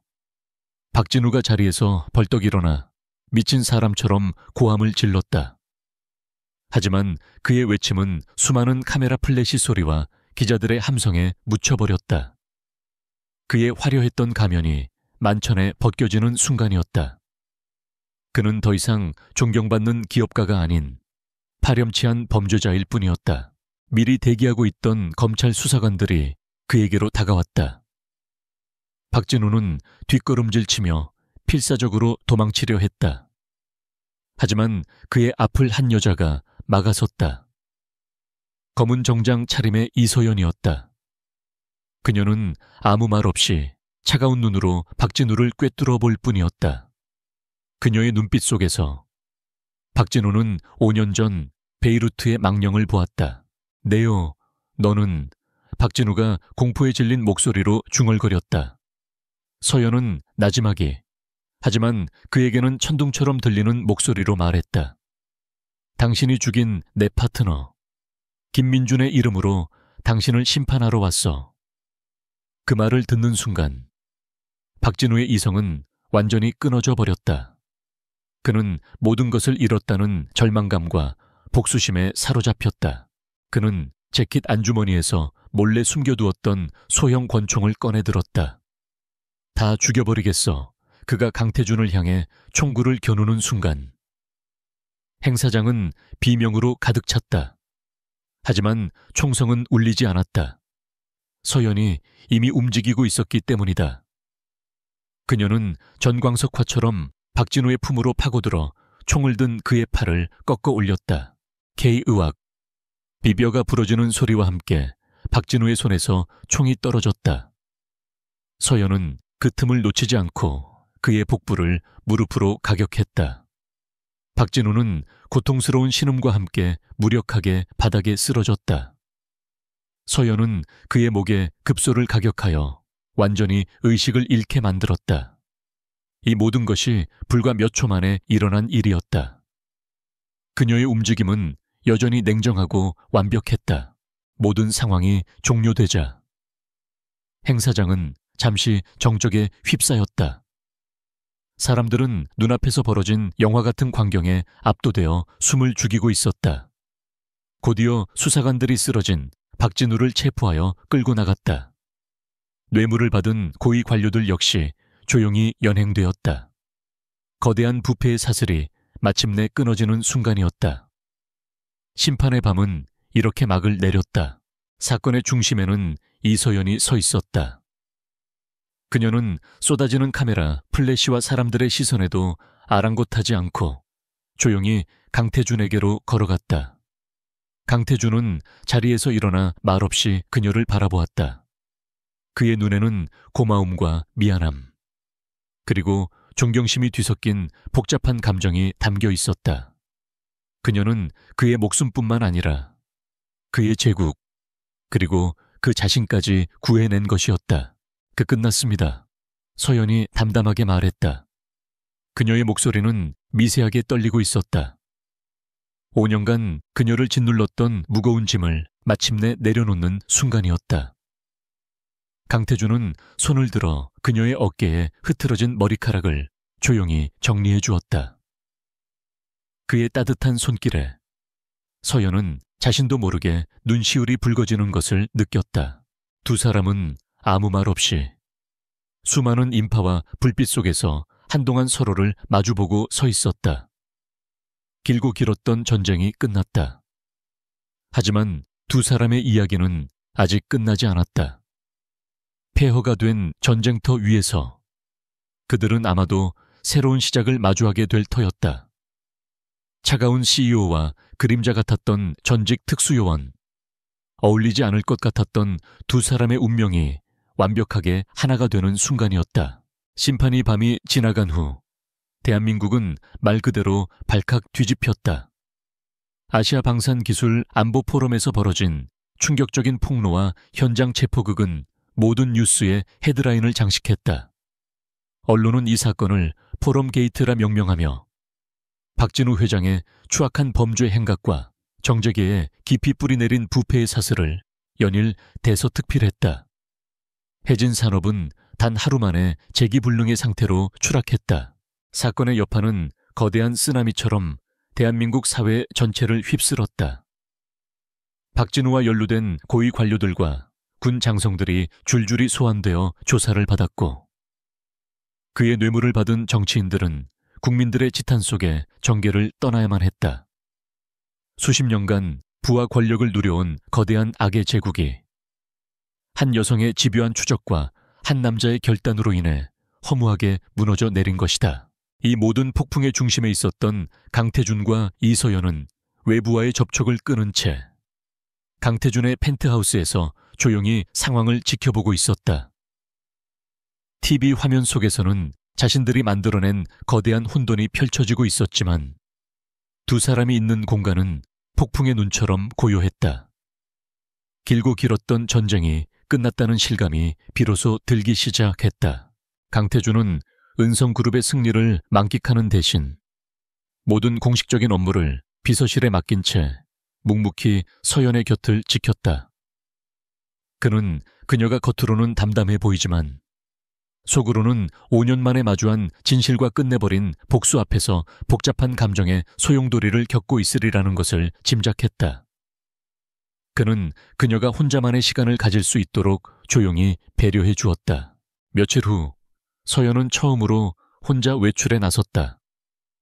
그녀가 향한 곳은 국립현충원이었다. 그녀는 검은색 정장 차림으로 동료 김민준의 묘비 앞에 섰다. 묘비에 새겨진 그의 이름과 환하게 웃고 있는 사진을 보자 애써 억눌렀던 감정이 복받쳐 올랐다. 그녀는 아무 말 없이 오랫동안 친구의 묘비 앞을 지키고 섰다. 너무 늦게 와서 미안해, 민준아. 한참 만에 그녀의 입에서 나지막한 목소리가 흘러나왔다. 이제 다 끝났어. 넌 편히 쉬어도 돼. 그녀는 품 안에서 작은 국화꽃 한 다발을 꺼내 묘비 앞에 놓았다. 5년 동안 그녀의 어깨를 짓누르던 무거운 죄책감과 책임감이 눈물과 함께 조용히 씻겨 내려가는 듯했다. 과거와의 진정한 작별이었다. 그녀는 현충원을 나와 자신의 작은 유도관으로 향했다. 먼지가 쌓인 도장에 들어서는 순간 그녀는 지난 몇 달간의 시간이 마치 꿈처럼 느껴졌다. 피비린내 나는 싸움과 거대한 음모, 그리고 차가운 CEO와의 만남. 이 모든 것이 정말 자신에게 일어났던 일인가 싶었다. 그녀는 다시 예전의 평범한 일상으로 돌아갈 수 있을까? 서연은 도복으로 갈아입고 도장 한가운데에 조용히 앉아 명상에 잠겼다. 그녀는 자신의 미래에 대해 생각했다. 박진우는 몰락했고 동료의 복수도 끝났다. 강태준과의 계약도 사실상 끝난 셈이었다. 이제 그녀는 자유였다. 원한다면 다시 이 작은 도장에서 아이들을 가르치며 평화롭게 살아갈 수 있었다. 하지만 그녀는 더 이상 과거의 이서연이 아니었다. 그녀는 자신의 능력이, 그리고 자신의 존재가 더 큰 세상에서 어떤 의미를 가질 수 있는지 깨닫게 되었다. 더 이상 어둠 속에 숨어 지내는 도망자가 아니라 자신의 능력으로 다른 사람을 지키고 불의에 맞서 싸울 수 있는 사람이라는 것을 알게 되었다. 그녀의 마음속에서 새로운 길이 희미하게 보이기 시작했다. 그날 저녁 강태준이 직접 그녀의 도장으로 찾아왔다. 그는 값비싼 정장이 아니라 편안한 캐주얼 차림이었다. 그는 서연에게 다가와 작은 상자 하나를 내밀었다. 상자 안에는 서연 유도관이라는 이름이 새겨진 새로운 건물의 설계도와 등기 서류가 들어있었다. 기존의 낡은 도장과는 비교도 할 수 없는 최신 시설을 갖춘 훨씬 더 크고 멋진 건물이었다. 이건 뭡니까? 서연이 놀라서 묻자 강태준은 담담하게 대답했다. 당신이 지키고 싶어 했던 평화로운 일상에 대한 보상이야. 원한다면 언제든 돌아갈 수 있도록. 하지만 나는 당신이 돌아가지 않았으면 좋겠어. 그의 목소리는 진지했다. 그는 서연의 눈을 똑바로 바라보며 말을 이었다. 당신은 내 목숨과 회사를 구했어. 아니, 당신은 나라는 사람 자체를 구원했어. 당신을 만나기 전에 나는 오직 돈과 성공만을 좇는 텅 빈 껍데기 같은 인간이었지. 하지만 당신 덕분에 신뢰와 동료애, 그리고 사람의 온기가 얼마나 중요한 것인지 깨닫게 됐어. 그는 난생 처음으로 누군가에게 자신의 속마음을 솔직하게 털어놓고 있었다.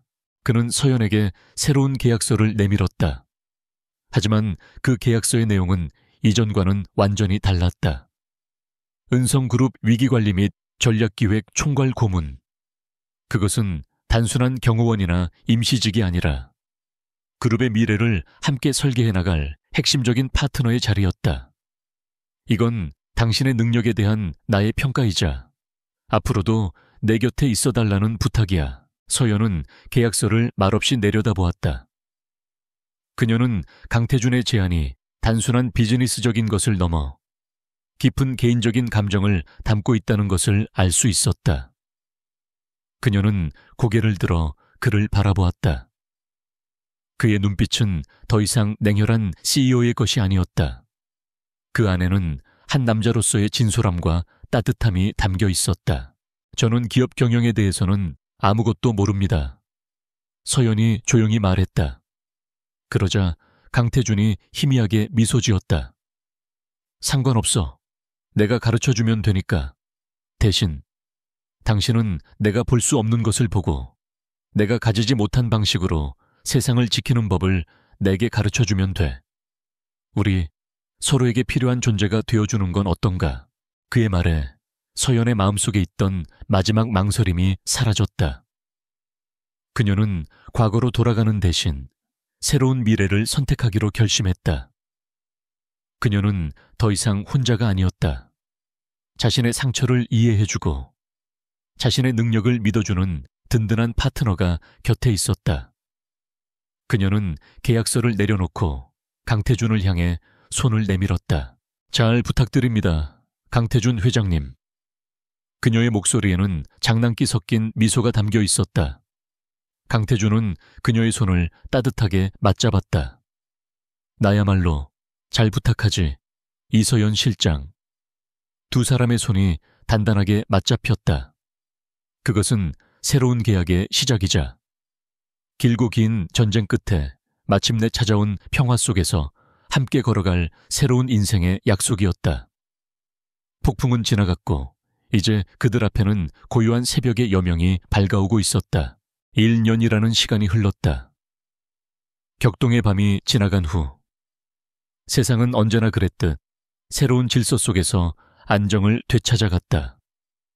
박진우와 그의 제국이었던 해진 산업은 이제 역사의 뒤양일로 사라진 이름이 되었다. 그의 자리는 법의 엄정한 심판이었고 그가 남긴 폐허 위에서는 새로운 희망의 싹이 돋아나고 있었다. 은성그룹은 포럼 게이트 이후 대한민국 경제계의 절대적인 리더로 자리매김했다.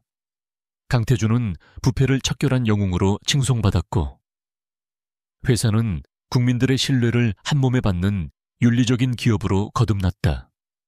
하지만 은성그룹의 가장 큰 변화는 외부의 평가가 아니라 내부에서부터 시작된 보이지 않는 변화였다. 그리고 그 변화의 중심에는 이서연이 있었다. 그녀는 더 이상 강태준의 그림자가 아니었다. 위기관리 및 전략기획 총괄 고문이라는 직책을 맡은 그녀는 이제 강태준의 가장 신뢰받는 파트너로서 그룹의 미래를 함께 그리고 있었다. 그녀의 제안으로 은성그룹은 업계 최고 수준의 내부 감사 시스템을 도입했고 전 직원을 대상으로 한 윤리교육을 의무화했다. 그녀는 회사가 다시는 박진우와 같은 괴물을 만들어내지 않도록 단단한 방어벽을 치고 있었다. 그녀의 활동 영역은 회사 내부에만 머무르지 않았다. 그녀는 강태준의 전폭적인 지원 아래 빛과 소금 재단이라는 공익재단을 설립했다. 재단의 목표는 범죄 피해자들과 그 가족들을 지원하고 순직한 군인과 경찰들의 유자녀들에게 장학금을 지급하는 것이었다. 그녀는 자신의 아픈 과거를, 이제는 다른 사람들의 상처를 보듬는 데 사용하고 있었다. 강태준 역시 완전히 다른 사람이 되어 있었다. 그는 여전히 냉철한 판단력과 카리스마를 가진 리더였지만 더 이상 냉혈한이라는 별명으로 불리지 않았다. 그는 직원들의 의견에 귀를 기울이기 시작했고 딱딱한 회의실 대신 구내식당에서 직원들과 함께 점심을 먹으며 격이 없이 대화했다. 그의 얼굴에는 과거에는 찾아볼 수 없었던 부드러운 미소가 자주 번졌다. 사람들은 강태준의 변화가 이서연 실장 때문이라고 수군거렸다. 그리고 그 소문은 틀리지 않았다. 서연은 그의 얼어붙었던 마음을 녹인 유일한 사람이었고 그는 이제 그녀 없이는 단 하루도 생각할 수 없게 되었다. 두 사람은 회사에서는 완벽한 비즈니스 파트너였지만 일이 끝나면 세상에서 가장 가까운 연인이 되었다. 최고층에 위치한 강태준의 집무실은 이제 두 사람의 공동 공간이나 다름없었다. 그들은 종종 늦은 밤까지 함께 남아서 새로운 사업 계획을 구상하거나 다가올 위기에 대해 토론했다. 그들의 대화는 언제나 치열했지만 그 안에는 서로에 대한 깊은 존중과 신뢰가 깔려 있었다. 그들은 서로에게 최고의 파트너이자 가장 날카로운 비평가였다. 어느 주말 오후, 서연은 자신이 새로 지은 유도관에서 아이들을 가르치고 있었다. 강태준이 선물한 도장은 그녀가 꿈꾸던 모든 것을 갖춘 완벽한 공간이었다. 그녀는 재단 일과 회사 일이 바빴지만 아이들을 가르치는 이 시간만큼은 결코 포기하지 않았다. 이곳은 그녀의 뿌리이자 그녀가 평범한 행복을 느끼게 해주는 소중한 안식처였다. 수업이 끝날 무렵 도장 문이 열리며 강태준이 들어섰다. 그는 익숙하다는 듯 한쪽 구석에 자리를 잡고 앉아 땀 흘리는 서연의 모습을 흐뭇한 미소로 바라보았다. 아이들은 이제 그를 전혀 어색해하지 않았다. 그들은 강태준에게 달려가 스스럼 없이 인사를 건넸고 그는 아이들 한 명 한 명의 머리를 다정하게 쓰다듬어 주었다. 모든 아이들이 돌아간 후 도장에는 두 사람만이 남았다. 서연은 수건으로 땀을 닦으며 강태준의 옆에 앉았다. 오늘은 웬일이세요? 바쁘다고 들었는데. 그녀의 말에 강태준은 고개를 저었다. 당신을 보는 것보다 더 중요한 일은 없어. 그의 대답은 이제 너무나도 자연스러웠다. 그는 그녀의 손을 부드럽게 잡았다. 문득 1년 전 오늘이 생각나서 강태준이 나지막이 말했다. 비가 내리던 그날 밤, 내가 당신을 처음 만났던 날. 그의 말에 서연도 아련한 눈빛으로 허공을 바라보았다. 모든 것의 시작이었던 그날 밤, 우연처럼 시작되었지만 결국에는 운명이 될 수밖에 없었던 두 사람의 첫 만남. 그때 골목에서 나를 구해주지 않았다면 지금쯤 우리는 어떻게 됐을까? 강태준이 물었다. 서연은 잠시 생각하더니 이내 장난기 어린 미소를 지으며 대답했다. 글쎄요. 회장님은 아마 지금쯤 저 세상 사람이 되어 있거나 아니면 여전히 재수없는 냉혈한 CEO로 살고 계셨겠죠. 그녀의 농담에 강태준도 소리내어 웃었다. 웃음이 잦아든 후 그는 진지한 얼굴로 서연의 손을 더욱 꽉 잡았다. 고마워. 그날 나를 구해줘서 그리고 내 인생을 바꿔줘서. 그의 진심 어린 고백에 서연의 마음도 따뜻해졌다. 그녀는 반대편 손으로 그의 손등을 부드럽게 감쌌다. 저야말로 고맙습니다. 어둠 속에서 저를 꺼내주고 다시 살아갈 이유를 만들어주셔서. 두 사람은 한동안 아무 말 없이 서로의 눈을 바라보았다. 그들의 눈빛 속에는 지난 1년간 함께 겪었던 수많은 일들이 파노라마처럼 스쳐 지나갔다. 치열했던 싸움과 위기의 순간들, 그리고 그 속에서 피어난 믿음과 사랑, 그 모든 시간이 쌓여 지금의 단단한 그들을 만들어냈다. 이제 우리에게 더 이상의 전쟁은 없겠지. 강태준이 조심스럽게 물었다. 서연은 고개를 끄덕였다.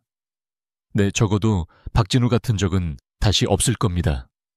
하지만 인생이라는 전쟁은 아마 평생 계속되겠죠. 기쁜 날도 힘든 날도 있을 거고요. 그녀의 말은 현실적이었지만 더 이상 어둡거나 불안하지 않았다. 그녀는 강태준의 어깨에 머리를 기댔다. 하지만 이제는 괜찮아요. 혼자가 아니니까. 당신과 함께라면 그 어떤 전쟁도 두렵지 않아요. 그녀의 말에 강태준은 그녀를 부드럽게 끌어안았다. 그의 품은 세상에서 가장 안전하고 따뜻한 요새였다. 창밖으로 아름다운 저녁 노을이 지고 있었다. 길고 어두웠던 밤이 지나고 마침내 그들의 인생에 찬란한 아침이 밝아온 것이다. 차가운 CEO와 그림자 같았던 전직 특수요원.